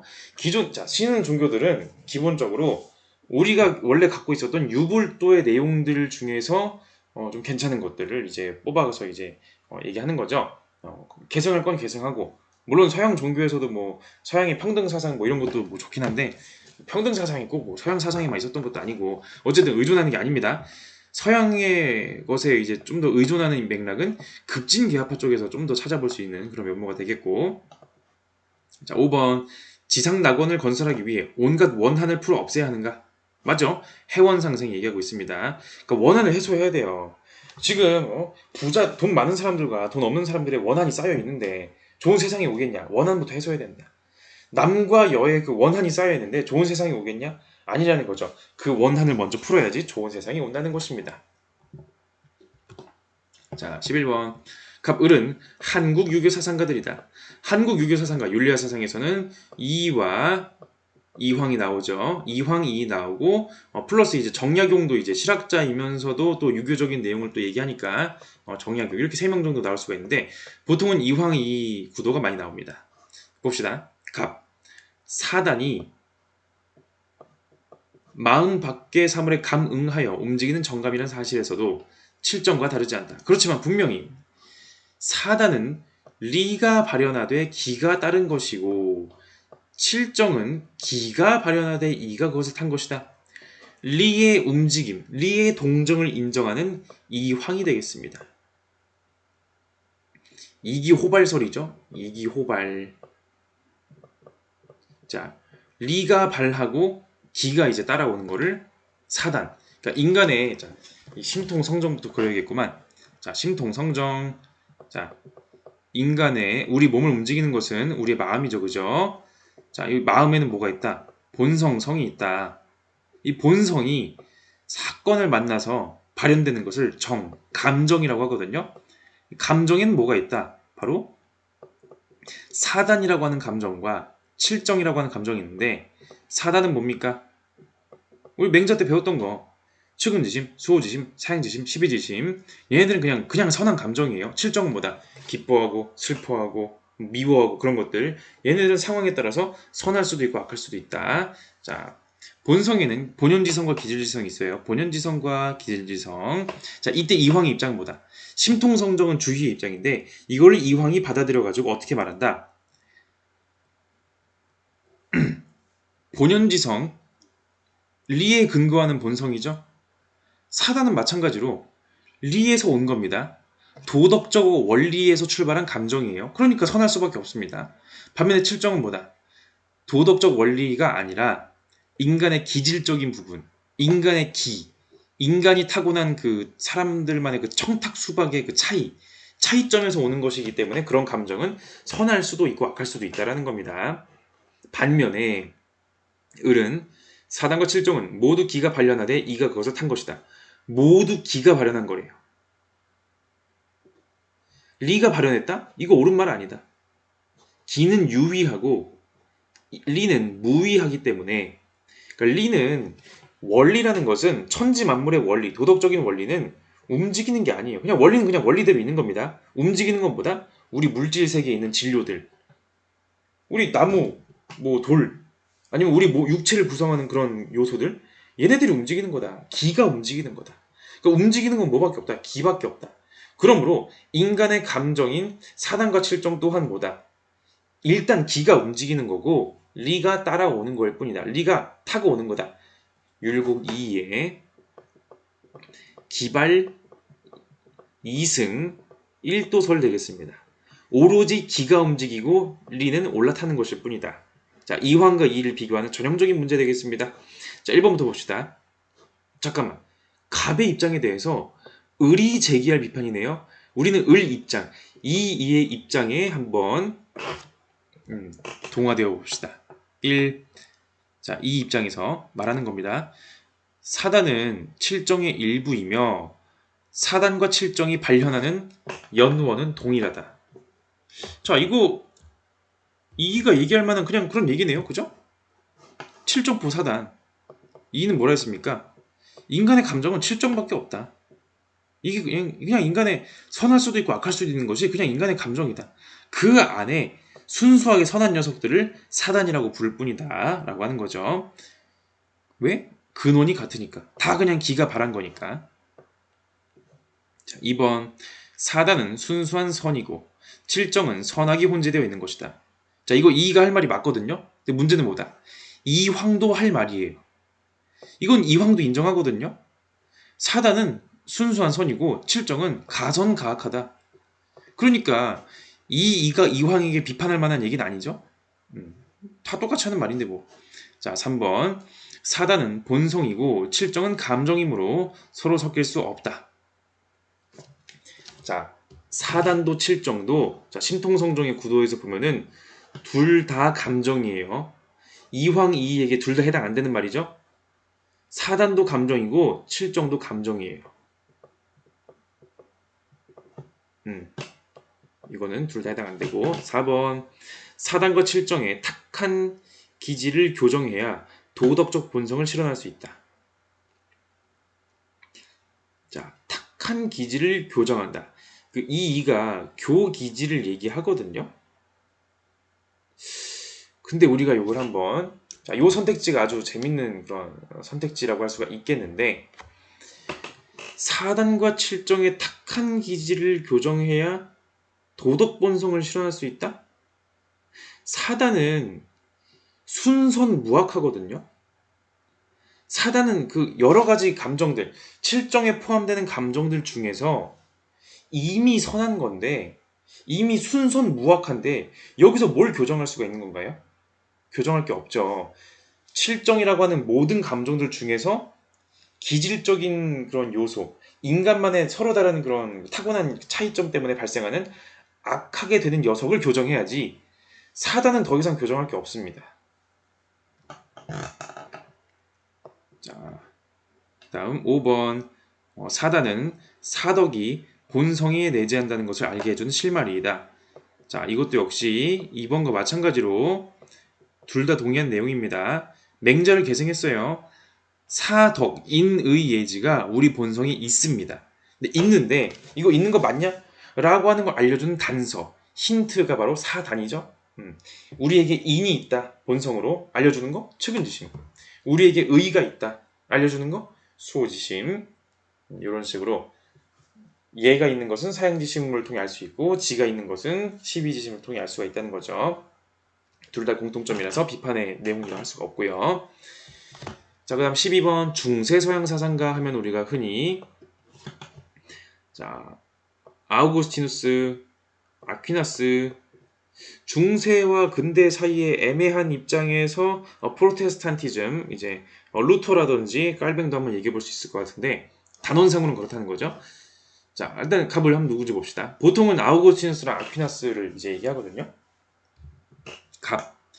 신은 모든 자연적 존재를 창조하되 결함까지 창조하지는 않았다. 지상의 나라에 속한 인간이 자진해서 부패하였으며 자유의지가 악용되었기에 인류의 불행이 지속되었다. 신은 모든 선한 것의 이데아이자 완전한 선이다. 자, 플라톤을 이어받은, 엄밀히 말해서 플로티노스의 신플라톤주의라고 할 수 있겠는데, 자, 바로 플라톤주의를 기독교적인 방식으로 이제 접목하는 바로 이제 아우구스티누스, 어거스틴, 여기까지만 쓸게요. 자, 신의 나라와 인간의 나라, 그러니까 천상의 나라와 지상의 나라를 구분하죠. 세상에 악한 게 있는데 왜 이렇게 악이 있는 거야? 신은 전지전능하고 선한데 왜 악이 있는 거지? 신이 악한 걸 창조한 게 아니라, 자, 완벽한 순도 100%의 존재, 완벽한 존재 오로지 뭐밖에 없다? 오로지 신뿐. 신이 만든 창조물은, 창조의 대상들은 신이 아니죠. 아무리 근접해도 99%죠. 완벽할 수가 없죠. 신의 본성에서 멀어지면 멀어질수록 이제 카카오가 이제 순도가 떨어지는 것처럼 신의 완벽성에서 멀어질수록 악이 발생할 가능성이 높아지는 거죠. 위기상 낮은 존재일수록. 인간도 마찬가지. 신이 아닙니다. 동시에 인간은 자유의지를 갖도록 창조되었기 때문에 선한 행동을 내가 선택할 수도 있고 악한 행동을 내가 선택할 수도 있다는 것입니다. 자, 그 다음 을. 신은 자연의 필연성을 통해서가 아니라 지성과 의지를 통해 사물이 존재하도록 창조했다. 신은 제1원인이며 이성적 피조물의 최종 목적은 본질에 따라 신을 보는 것이다. 이성적 피조물 안에서 영원법의 참여가 자연법이다. 자, 이거는 아퀴나스가 되겠죠. 자, 아퀴나스는요, 토마스 아퀴나스는 신의 존재를 이성적으로 증명할 수 있다고 봤어요. 인간의 이성 또한, 생각한 능력 또한 신에 의해서 부여받은 거거든요. 이거 우리가 활용해야 되지 않겠습니까? 신을 위해서. 자, 모든 사건에는 그 사건의 원인이 있습니다. 원인은 원인이 있고요. 원인이 있습니다. 원인의 원인을 쭉쭉쭉쭉쭉쭉 따라가다 보면은 어딘가에서 제1의 원인이 있어야 되거든요. 무한으로 원인이 올라갈 수가 없거든요. 그 최초의 원인, 그게 바로 신입니다. 모든 존재의 시작, 존재 위에 있는 존재, 존재 위의 존재, 부모의 부모, 부모의 부모, 부모의 부모의 부모의 부모의 부모의 모든 것의 시작, 바로 신이 되겠습니다. 그래서 신이 이제 그 세상을 다스리는, 세상에 부여한 그 유니버셜한 그 우주의 원리, 영어법이라고 하고, 이 우주, 온 우주의 원리 중에서 인간이 파악할 수 있는 그런 이성으로 파악할 수 있는 법이 바로 뭐다? 자연법이다라는 거죠. 자, 1번. 자, 아우구스티누스. 인간의 자유의지는 신과 무관하게 내재한 본성적 능력이다. 아니죠. 신과 무관하게 있는 게 아니라 신이 자유의지를 부여해서 창조한 거예요. 내가 자유의지를 가지고 있는 것은 그냥 갖고 있는 게 아닙니다. 그렇게, 자, 신의 창조물 종류 많죠? 인간도 창조물이고 돌멩이도 창조물인데 돌멩이에겐 자유의지가 없어요. 왜냐? 신이 자유의지가 있도록 창조한 게 아니라서 반면에 인간은 그렇게 창조가 된 거죠. 자유의지도 신에 의해서 있는 거예요. 자, 2번. 자, 선은 신으로부터 유래하며 악은 인간의 자유의지에서 기원한다. 자, 신은 순도 100% 선한 존재거든요. 그러니까 선한 것은 신으로부터 있는 겁니다. 맞고, 악은 인간의 자유의지에서 기원한다? 는 말도 맞긴 해요. 그죠? 인간이 자유의지를 잘못 사용해가지고 충분히 선택할 수 있었는데 잘못 선택했기 때문에 이런 일이 벌어졌다 라고 할 수 있습니다. 물론 이 악이라는 것이 그 인간의 그런 선택으로 인해서 발생한 악도 있는데 존재 자체의 결함에 의해서 오는 악이 또 있거든요. 그 얘기는 좀 빠져 있네요. 좀 완벽한 선지는 아닌 것 같은데 일단 좀 더 뭐 그렇다고 틀린 말은 아니니까. 그러니까 우리가 이런 문제를 풀 때 가장 적절한 걸 골라야 되거든요. 3번 봅시다. 이거보다 더 적절한 표현이 있으면 뭐 그거 고르는 거지. 자, 3번 아퀴나스. 신의 존재에 대한 철학적 논증이 인간의 궁극적인 목적이다. 자, 신의 존재에 대한 철학적 논증을 우리가 이성을 가지고 해야 되거든요. 근데 이게 궁극 목적은 아니에요. 기본적으로 기독교 사상의 근본적인 목적은 뭐다? 내가 구원받고 영원히 신과 함께 사는 것이 이게 궁극 목적입니다. 야, 철학적 논증했으니까 이제 끝? 아니에요. 중간 과정일 뿐입니다. 자, 4번. 인간은 이성을 발휘하여 영원법을 완전하게 파악할 수 있다가 아닙니다. 인간이 이성으로 파악하는 그러니까 영원법의 그 유니버셜 우주의 법칙들 창조의 질서 중에서 인간이 파악할 수 있는 그 일부의 것 인간이 파악할 수 있는 것은 그 중에 극히 일부에 불과해요. 그걸 자연법이라고 부를 뿐입니다. 자, 5번 갑을. 인간은 도덕적 덕을 갖추는 것으로도 영원한 행복을 얻는다. 아니죠. 도덕적 덕, 용기, 절제 이런 것만 갖추면 되냐? 아니에요. 신을 믿고 신의 은총에 의해서 신에 의해 구원받아야지 그래야 영원한 행복 가는 겁니다. 천국 가는 거예요. 나 혼자 도덕적으로 살면 끝나나? 아니라는 겁니다. 자, 그래서 나머지 4개가 다 부적절하니까 적절한 거 2번밖에 없네요. 2번 고르시면 되겠습니다. 자, 13번. 고대 서양 사상가 갑, 사회 사상가 을. 볼까요? 자, 잠깐만. 고대 서양. 소피스트, 소크라테스, 플라톤, 아리스토텔레스, 에피쿠로스, 스토아파. 소크라테스 나왔고 아리스토텔레스 이거 나왔으니까 플라톤이 왠지 나올 것 같은걸? 볼까요? 철인이 철인 통치 플라톤 되겠네요. 철인이 모든 나라의 왕이 되거나 현재의 왕이나 통치자라고 불리는 이들이 진정한 철인, 철학자가 되지 않는 한 그리하여 정치 권력과 철학이 하나로 결합하지 않는 한 나라의 나쁜 것들은 종식되지 않을 것이다. 플라톤의 국가에 나오는 말이죠. 그러니까 철학자가 다스려야 된다. 그러니까 지혜가 다스려야 된다. 지혜, 용기, 절제 중에서 지혜가 다스리는 바로 그런 나라, 바로 이제 철인 통치의 국가가 되겠습니다. 자, 을. 유토피아에서는 자, 토머스 모어의 유토피아. 성인 남녀 모두가 남녀 차별 이런 거 없어요. 생산적 노동에 종사하면 일도 합니다. 정신적 오락도 즐깁니다. 일도 하는데 일만 하는 게 아니라 일은 적당히만 해요. 적당히만 하고 나머지 시간 여가 시간 보내는 거예요. 분배도 공정하게 당연히 풍요롭죠. 이상사회니까. 개인의 소유물 없습니다. 네 거 내 거가 없어요. 다 모두의 것입니다. 내 거로 굳이 나눌 필요도 없어요. 풍요로우니까. 빗장 걸 필요도 없죠. 왜냐? 네 거 내 거가 없으니까 누가 내 걸 훔쳐갑니까? 내 거라는 게 없다니까요. 자, 두 사상가의 이상사회를 비교하는 문제가 되겠네요. 자, 이데아의 국가, 철인 통치 국가랑 유토피아. 자, 1번부터 봅시다. 자, 플라톤. 이상사회에서는 지혜를 갖춘 철학자가 통치를 담당한다. 맞네요. 통치자 계급은 철학자예요. 지혜를 가지고 있죠. 국가를 위한 지혜를 국가를 위해서 쓰는 겁니다.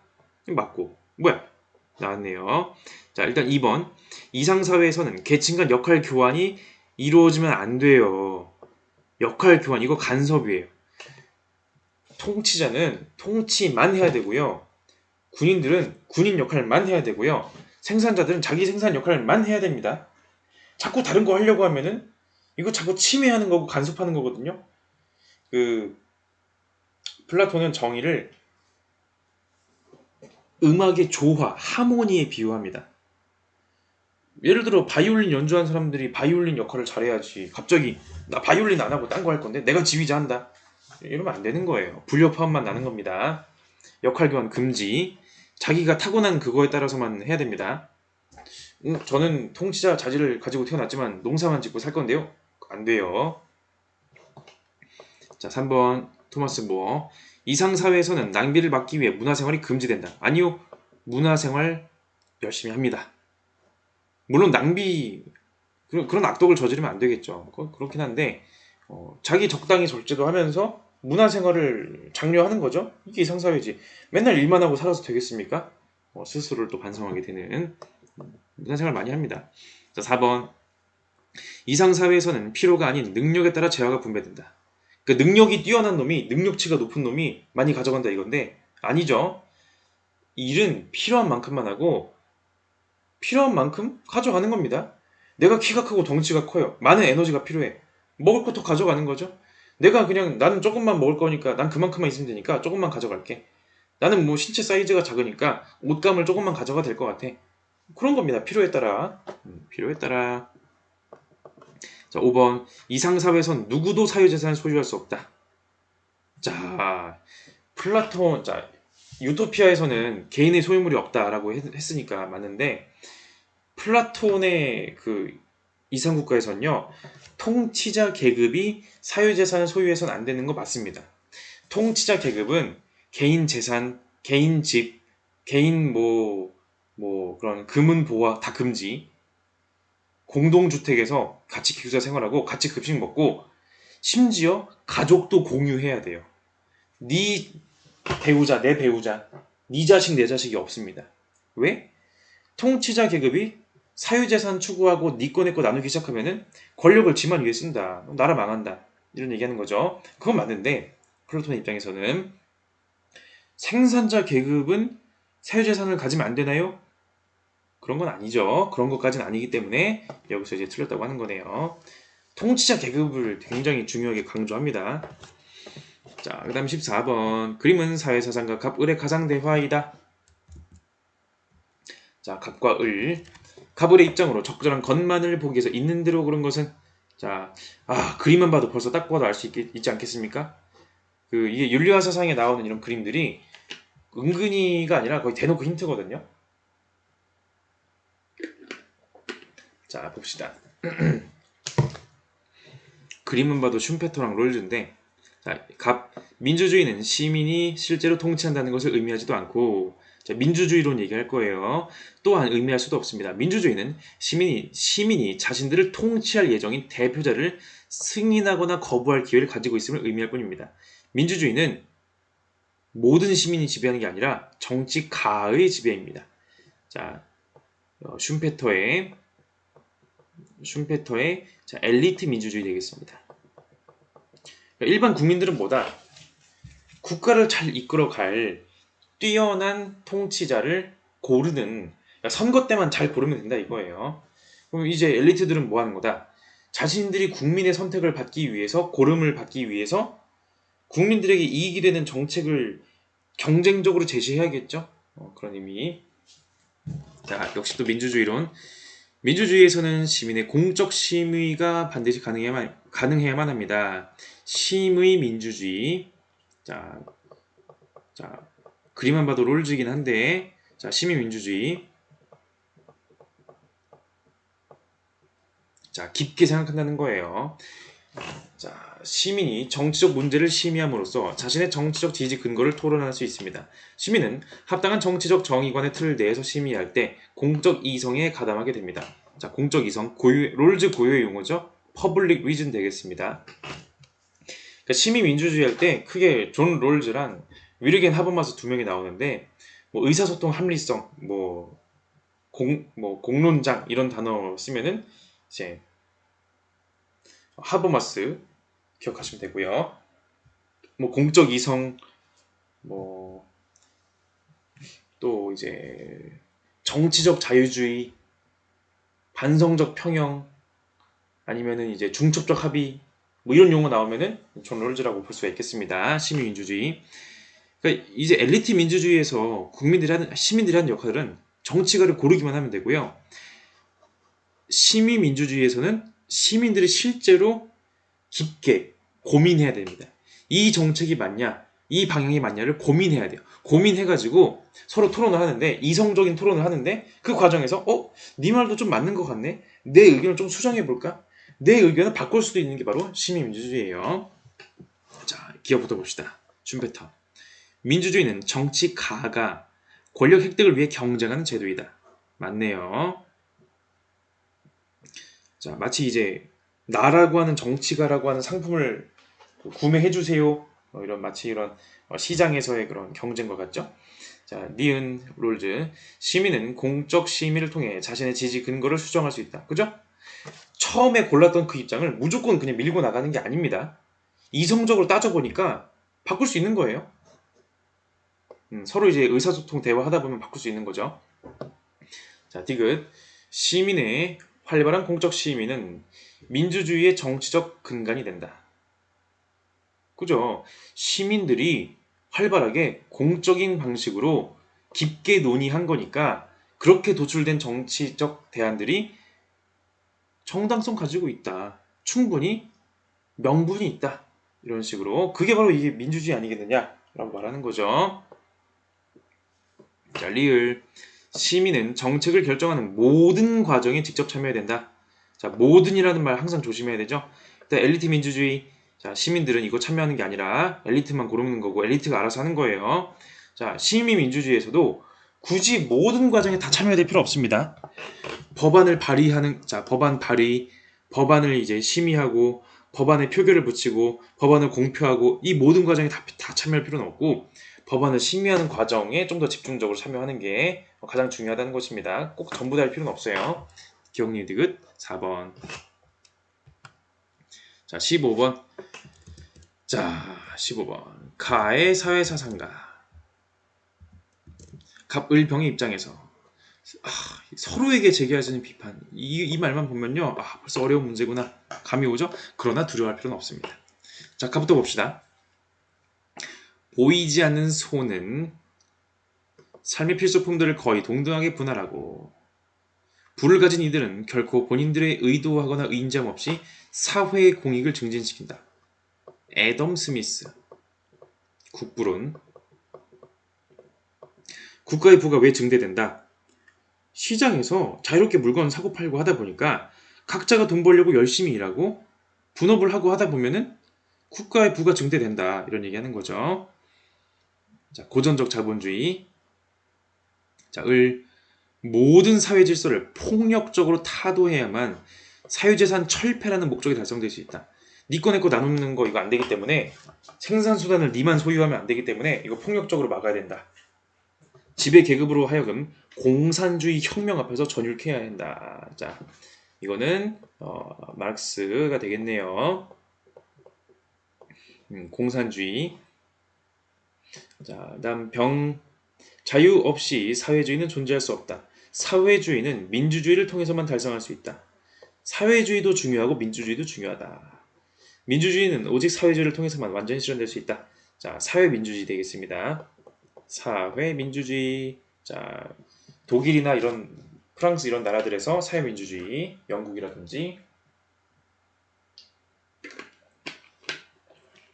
그러니까 공산주의를 주장했던, 사회주의를 주장했던 나라들, 대표적으로 냉전 시기에 소련이라든지 중국이라든지 이런 나라들이 너무 억압적인 통치하는 거 아니냐, 일당 독재 이거 문제 있는 거 아니냐 라고 해가지고 서유럽 쪽의 사회주의자들은 이제 사회민주주의, 민주적인 사회주의를 지향한다, 이런 식의 입장으로 가는 거죠. 자, 보도록 합시다. 자, 갑은 누구? 고전적 자본주의, 애덤 스미스. 을은 누구? 사회주의, 카를 마르크스주의. 자, 병은 누구?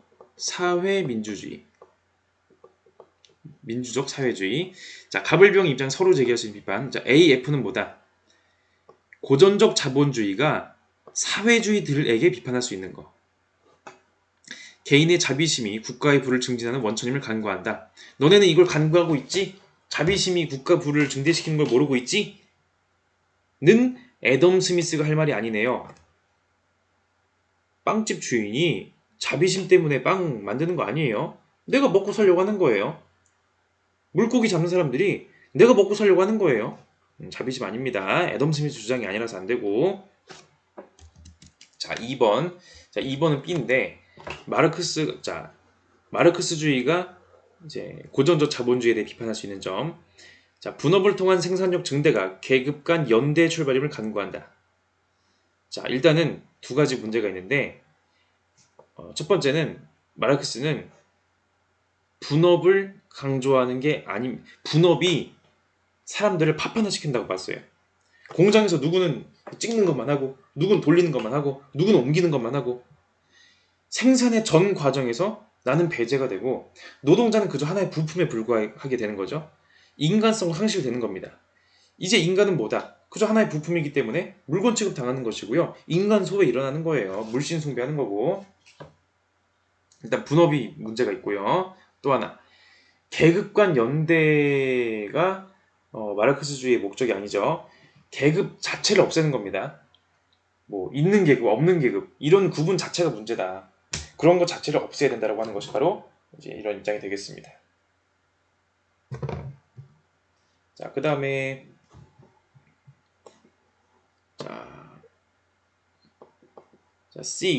C는 뭔가? C는 사회민주주의가 마르크스주의에 대한 비판.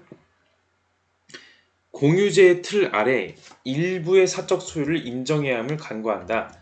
그러니까 사회주의니까 공유 경제를 강조하는 거 맞거든요. 생산수단의 그런 공적인 그런 부분들을 강조하는 거 맞는데 공동 소유 뭐 이런 거 좋아하죠. 뭐 이제 뭐 같이 이제 조합주의라든지 뭐 그런 거 좋아하죠. 그런데 그렇다고 해서 모든 사적 소유를 금지해야 되냐? 그건 너무 과한 거 아니냐라고 얘기하는 거죠. 적절한 이제 중도의 입장을 표방하는 겁니다. 자, 4번. 자, 반대로 비판이네요. 사회주의의 이상을 민주적 수단을 통해 추구해야 함을 간구한다. 이거는 사회민주주의가 마르크스주의를 비판하는 거죠. 왜? 마르크스주의는 폭력적 수단을 강조했으니까. 이건 C여야 하죠.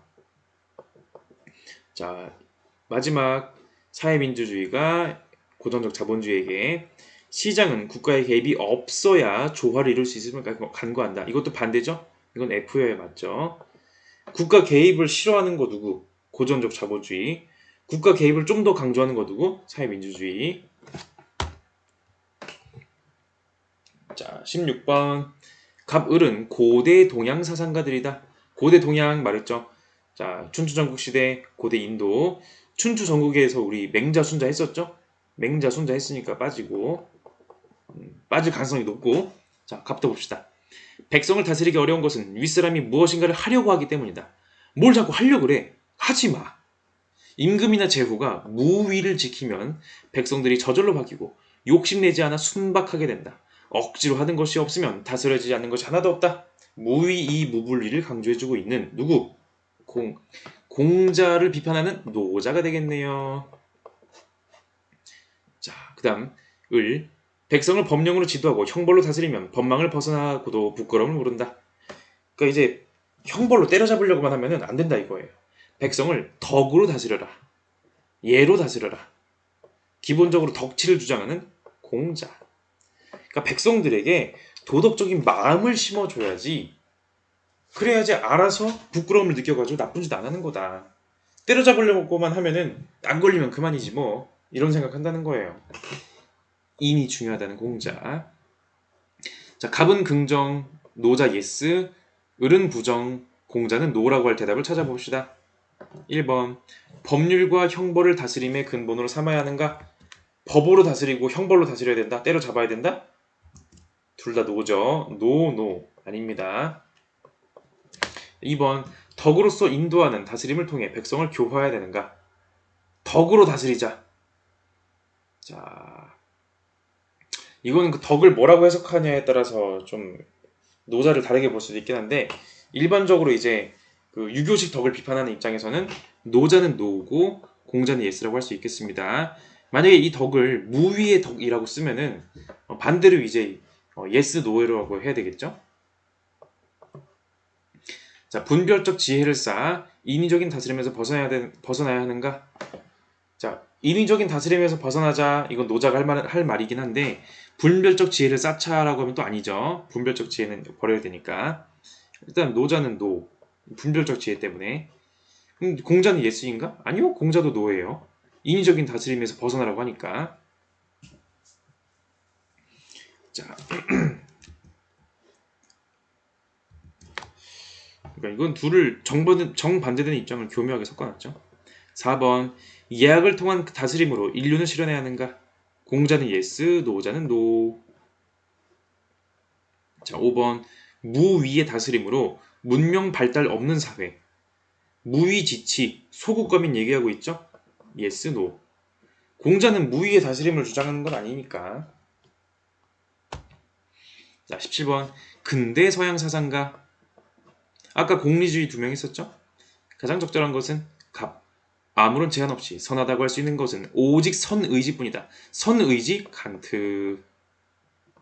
선의지는 보석과 같이 그 자체만으로도 그 안에 온전한 가치를 가진 것으로서 빛난다. 유용한 것인가 아닌가 하는 것은 이 가치에 아무것도 증감시킬 수 없다. 도덕적이냐 아니냐를 판단하는 기준은 선의지냐 아니냐예요. 도덕적인 의도를 가지고 했냐가 중요한 거지. 그 결과는 그건 그냥 겸사겸사 오는 걸 뿐이지 중요하지 않다. 부모님을 도와드리려고 하는 그 마음이 중요한 거지. 도와드리려고 했다가 뭐 접시를 깨든 잘 도와드리든 결과보다 중요한 건 의도가 중요한 거다. 자, 이성은 정념들을 충족시킬 수 있도록 그리고 고통을 피할 수 있도록 인도하는 정보들을 전해줄 수 있을 뿐 행위에 동기를 제공하지 않는다. 이성이 하는 역할은 뭐다? 정보 전달, 사실 판단 이런 거죠. 이성은 정념에 봉사하고 복종하는 것 외에는 결코 어떤 직무도 요구해서 안 된다. 그러니까 도덕의 방향타를 정하는 건 누구? 감정이다. 정념이다. 이성이 하는 역할은 뭐다? 감정이 정한 이거 옳다. 이거 그르다. 감정이 정한 그 길을 잘 가기 위해서 도와주는 역할을 할 뿐이에요. 누구? 데이비드 휴м. 자, 적절한 것은 1번 칸트. 행복 증진에 유용한 모든 행위는 도덕적 가치를 지닌다. 아니죠. 행복은 결과입니다. 행복이라는 결과가 도덕적인 행동을 해서 행복이라는 결과가 오면 좋은 거긴 한데 불행한 결과가 오더라도 그 행위는 도덕적 가치가 있는 거예요. 반대로 행복 증진에 도움이 됐는데 내가 나쁜 행동을 해서 행복하게 됐다? 그건 도덕적 가치가 없습니다. 결과는 중요한 게 아니에요. 칸트한테는. 의도와 동기가 중요한 겁니다. 자, 2번 선의지는 경향성에 따라 옳은 행위를 실천하라는 의지이다. 경향성이 뭡니까? 인간이 가지고 있는 자연적인 경향성. 자연적인 존재로서 인간이 가지고 있는 것은 뭐다? 배고프면 먹고 싶고 졸리면 자고 싶고 그런 게 바로 경향성입니다. 경향성에 따라 행동하는 것이 선의지인가? 아니요. 경향성에 맞을 수도 있지만 경향성과 상관없이 설령 내가 더 배고프더라도 그것이 옳다고 생각하면 그냥 하는 겁니다. 설령 나에게 손해가 된다고 하더라도 네 이익에 방해가 된다고 하더라도 그게 옳다고 생각이 들면은 선의 의지에 따라 하는 겁니다. 그게 선의지인 거죠. 경향성이 아니라 뭐다? 의무에 따라 해야 되는 겁니다. 의무. 도덕적 의무냐 아니냐가 중요한 거예요. 그래서 의무론인 거죠. 3번 자, 덕과 악덕은 도덕감을 통해서 그 차이를 구별할 수 있다. 자, 무엇이 도덕적인 것이고 무엇이 도덕적이지 않은 것이냐? 이걸 판단하는 기준은 뭐다? 도덕의 그 감정이라는 것인데 어떤 사건을 보고 어떤 A라는 사람이 B라는 사람을 때리려고 해요. 저걸 보고서 저거는 마땅히 해야 될 일이지. 승인의 감정이 든다면 그건 도덕적인 거고 저것은 좀 아닌 것 같은데 부인의 감정이 든다면 도덕적이지 않은 거네요. 물론 나 혼자만 그렇게 판단해서는 안 되고 사회적으로 도움이 될 만한 것들을 사람들이 다들 인정하는 거죠. 그런 게 도덕적인 거다. 어쨌든 결론적으로 감정을 통해서 판단한다는 것이죠. 자, 4번 이성은 그 자체로 도덕적 행위에 직접적 동기를 제공한다. 제공 안 한다며요. 아니죠. 동기를 정하는 것은 누구다? 감정이다. 정념이다. 이성은 뭐다? 도와줄 뿐이다 라는 거죠. 5번 갑을 도덕적 가치는 사회 구성원 다수의 승인에 의해 결정된다. 흉에게는 이게 맞다고 할 수가 있는데 흉은 공감을 강조하잖아요. 그러니까 저 행위가 옳다라고 하는 그 공감, 저 행위가 옳지 않다라고 하는 바로 그 공감이 이제 중요한 요건이 되는데 칸트에게는 그런 거 안 중요합니다. 모든 인간이 승인한다고 해도 그게 옳지 않은 행위면, 그게 의무에 부합하지 않으면 그건 잘못된 거예요. 모든 사람이 아니다라고 하더라도 그게 의무에 부합하면 그게 맞는 겁니다. 다수결 같은 건 상관이 없어요. 자, 그래서 5번도 아니라서 3번 고르시면 되고, 자, 18번 그림의 강연자가 지지할 주장으로 적절한 것만을. 그림만 봐도 정약용이네요. 근데 지문에서도 힌트를 찾아봐야겠죠? 하늘은 인간에게 주체적으로 결정할 수 있는 권능, 자주직권을 부여하였다. 정약용 용어. 선을 행하고 싶으면 선을 행하고 악을 행하고 싶으면 악을 행할 수 있어 방향이 정해지지 않습니다. 그 권능이 자신에게 있으니 금수가 정해진 마음을 갖고 있는 것과 다릅니다. 동물들은 뭐다? 그냥 정해진 대로 하는 거예요. 본능대로만 사는 거죠. 인간은 뭐다? 자주직권. 다르게 선택할 수가 있어요. 그러므로 선을 행하면 실제로 자기의 공이 되고 악을 행하면 진실로 자기의 죄가 됩니다. 이것은 마음의 권능이지 이른바 본성이 아닙니다. 즉 인, 의, 예, 지. 사덕이죠. 사덕은 성리학자들이 주장하는 것처럼 마음속에 그냥 갖고 있는 게 아니라 실제로 선을 행하면서 획득하는 겁니다. 사덕은 뭐다? 후천적으로 획득하는 거예요. 본성 아니다. 라는 거죠. 자, 기억. 선악의 선택에 영향을 주는 인간의 욕구를 모두 제거해야 된다. 하여간 여러분 모두를 조심해야 돼요. 성리학자들은 존천리 거인욕이거든요. 욕구 이거 조심해. 이거 안 된다. 근데 성리학자가 아닌 정약용은 욕구를 잘 써먹을 생각을 해야지 욕구를 무조건 억압하면 되겠냐? 욕구의 긍정적 기능도 긍정해요. 무조건 욕구에 따라 살자는 건 아닙니다. 욕구를 잘 써먹자는 거죠. 모두 제거 아니죠. 기억 아니고. 니은. 인간은 측은지심의 실천을 통해 인의 덕을 획득해야 된다. 맞죠? 측은지심, 사단에 측은지심을 실천하면 하다 보면은 인한 사람이 되는 겁니다. 덕을 획득하는 거예요. 원래 없었습니다. 태어날 때는. 니은 맞고. 디귿. 인간은 선을 좋아하고 악을 미워하는 기호를 가지고 있다. 성리학과 다르게 성즉리 아니고요. 심즉리 아니고요. 성기호설입니다. 인간의 본성엔 선한 인의예지가 자동으로 있는 게 아니라 좋아하고 싫어함이 있을 뿐이다. 두 가지. 영지의 기호, 형구의 기호다. 형구는 뭐다? 맛있는 걸 좋아하고 아름다운 걸 좋아하고 이런 거 누구에게도 있다? 동물들도 갖고 있어요. 근데 인간에게는 선한 걸 좋아하고 악한 걸 싫어하는 그러한 선호가 또 있다. 바로 이제 영지의 기호 있다라는 거죠. 자, 리을. 인간의 본성은 하늘의 이치이자 선을 지향하는 마음이다. 자, 성은 천리다. 성, 즉, 리는 아니죠. 정약용은 정약용은 본체로서의 리, 이법적 실체로서의 리를 부정합니다. 리는 뭐다? 물질인 기가 움직이는 그 원리의 이름을 붙인 게 리일 뿐이에요. 우리 본성에 리로서의 선한 본성이 갖춰져 있지 않은 것입니다. 그래서 니은 디귿.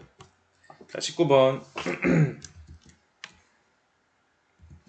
불교 사상가 갑을의 입장. 자, 여러 인연이 일어나는 것을 공이라고 하며 이건 임시로 붙인 이름이고 중도라고도 한다. 모든 것이 공하지 않다면 생멸은 없다. 그렇다면 사성제의 진리도 있을 수 없다. 자, 모든 것은 공하다. 중간불교. 용수 혹은 이제 나가르주나 중간불교 되겠습니다. 자, 모든 존재는 연기에 의해서 잠시 이 모습으로 있어요. 영원 불변하게 있는 것이 아니기 때문에 비유. 동시에 그렇다고 아예 없는 것도 아니니까 비무, 비유, 비무의 중도가 되겠습니다. 그 다음 오식이 연에 따라 일어나는데 모두 함께 작용하기도 하고 각각 작용하기도 한다. 모든 의식이 전변해서 분별과 분별되는 것으로 나뉜다. 이것의 의지에서 나타나는 것, 이것과 저것은 모두 존재하지 않으니 일체가 유식이다. 일체 유심조 유식불교. 우리는 사물을 있는 그대로 보는 게 아니라 오식에 걸러내는 그걸로 봅니다. 오식이 뭐죠? 아니 비설신, 눈, 귀, 코, 혀, 몸. 그러니까 사람은 감각기관의 그 필터를 거쳐서 인식을 하는 거예요. 사람마다 시력이 다르고 사람마다 촉감이 다르고 사람마다 미각이 다르잖아요. 그렇기 때문에 우리는 사물을 있는 그대로가 아니라 걸러내서 받아들이는데 육식, 이것이 좋다, 이것이 나쁘다, 이것은 무엇이다라고 판단을 합니다. 의식으로. 또 그러한 나를 판단해요. 칠식. 또 그러한 나의 이런 여러 가지 판단들과 업들이 저장되는 팔식이 있다. 이 유식불교죠. 쉽게 말해서 우리는 사물을 있는 그대로가 아니라 식의 전변에 의해서 인식이 만들어내는 방식으로 보는 겁니다. 사람은 자기가 보고 싶은 걸 봐요. 똑같은 걸 보더라도 사람마다 전혀 다르게 봅니다. 자, 기억부터 봅시다. 중간불교 있음과 없음, 유무의 양극단에서 벗어나 비유, 비무의 중도를 수행해라. 맞죠?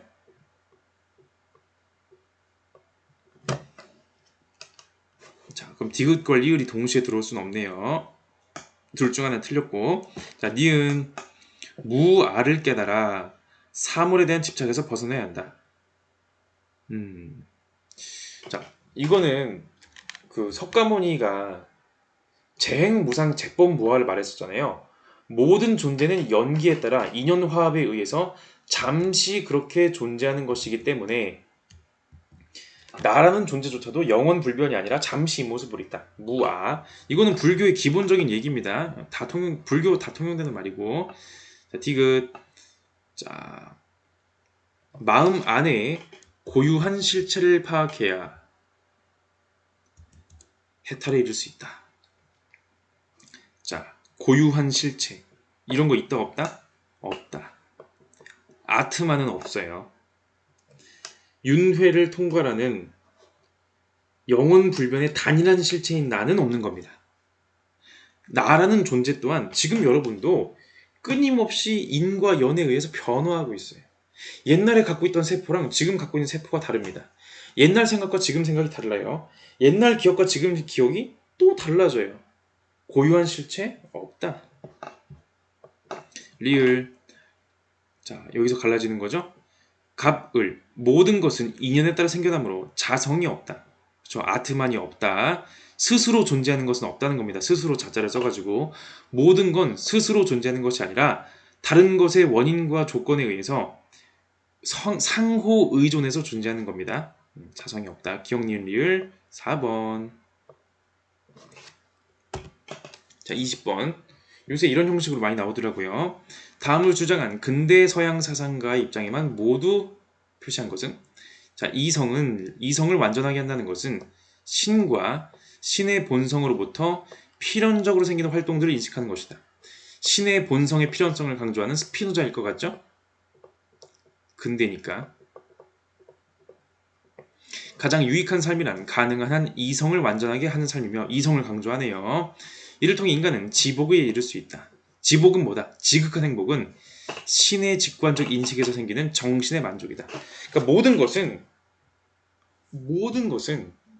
유일한 실체인, 단일한 실체인 신의 양태, 여러 다양한 모드일 뿐이에요. 신이라고 하는 것은 모든 것의 그 단일한 실체는 이성의 원리에 따라서 논리적이고 필연적으로 움직이거든요. 그러니까 우리의 일종의 운명은 정해져 있는 거고 우리는 그것에 대해서 우리의 태도만 이성적으로 할 뿐이다. 우리가 어떤 감정에 지배당하지 말고 이런 상황이 왜 생겼지? 이런 거를 이성으로 명석판명하게 인식할 때 우리는 감정의 부당한 지배에서 벗어날 수가 있는 것입니다. 정념의 지배에서. 스피노자. 되게 그 스토아파랑 비슷하죠. 자, 하나씩 봅시다. 인간의 최고선은 유일한 실체인 신을 인식하는 것이다. 맞죠? 신만이 실체입니다. 인간도 사물도 모든 자연물도 유일한 실체인 신의 다양한 모드, 양태일 뿐이에요. 자, 이러면 병과 모는 안 되고. 자, 두 번째, 인간은 인격신에 대한 지적 사랑으로 행복을 누릴 수 있다. 인격신 아닙니다. 인격신은 기독교 내용이죠. 인격적인 신이 이제 명령하고 아니면 사랑으로 이끌고 이런 느낌이 아니라 스피노자의 신은 뭐다? 그냥 온 자연이 그냥 그 자체로 하나의 신인 겁니다. 자연신의 모습. 이성적 원리로서의 신. 자, 이런 벌써 답이 그쵸? 자, 아 잠깐만 이거 아니죠? 아닌 거니까 이제 이거 아니고 아니요 이렇게 골라야 되죠?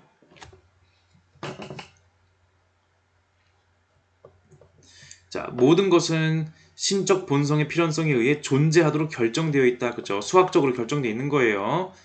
답은 나왔고, 인간은 자유의지를 발휘할수록 이성이 인도한 삶을 살 수 있게 된다. 자유의지 없습니다. 결정되어 있으니까 상충되는 진술이죠. 답은 1번 보시면 되겠습니다. 자, 이런 식으로 여러 단원에서 골고루 나와줬는데 난이도는 막 어느 정도 공부가 됐으면 무난하게 풀 수 있는 문제들이 꽤 많았고 그렇지만 물론 어려운 문제도 있었고요. 이렇게 하나하나 해결해 나가면서 충분히 우리가 학습의 양을 늘려가면서 특히 탐구 과목 같은 경우에는 평소에 이제 지속적으로 쌓아오다가 방학 때 좀 더 몰아쳐서 하면은 좀 더 성적이 나오는 편이니까 점수가 낮게 나왔다고 막 좌절하거나 그럴 필요는 없고 열심히 해가지고 다음 6월 모의고사도 힘을 내서 한번 해보도록 하면 좋겠습니다. 자, 마무리합시다.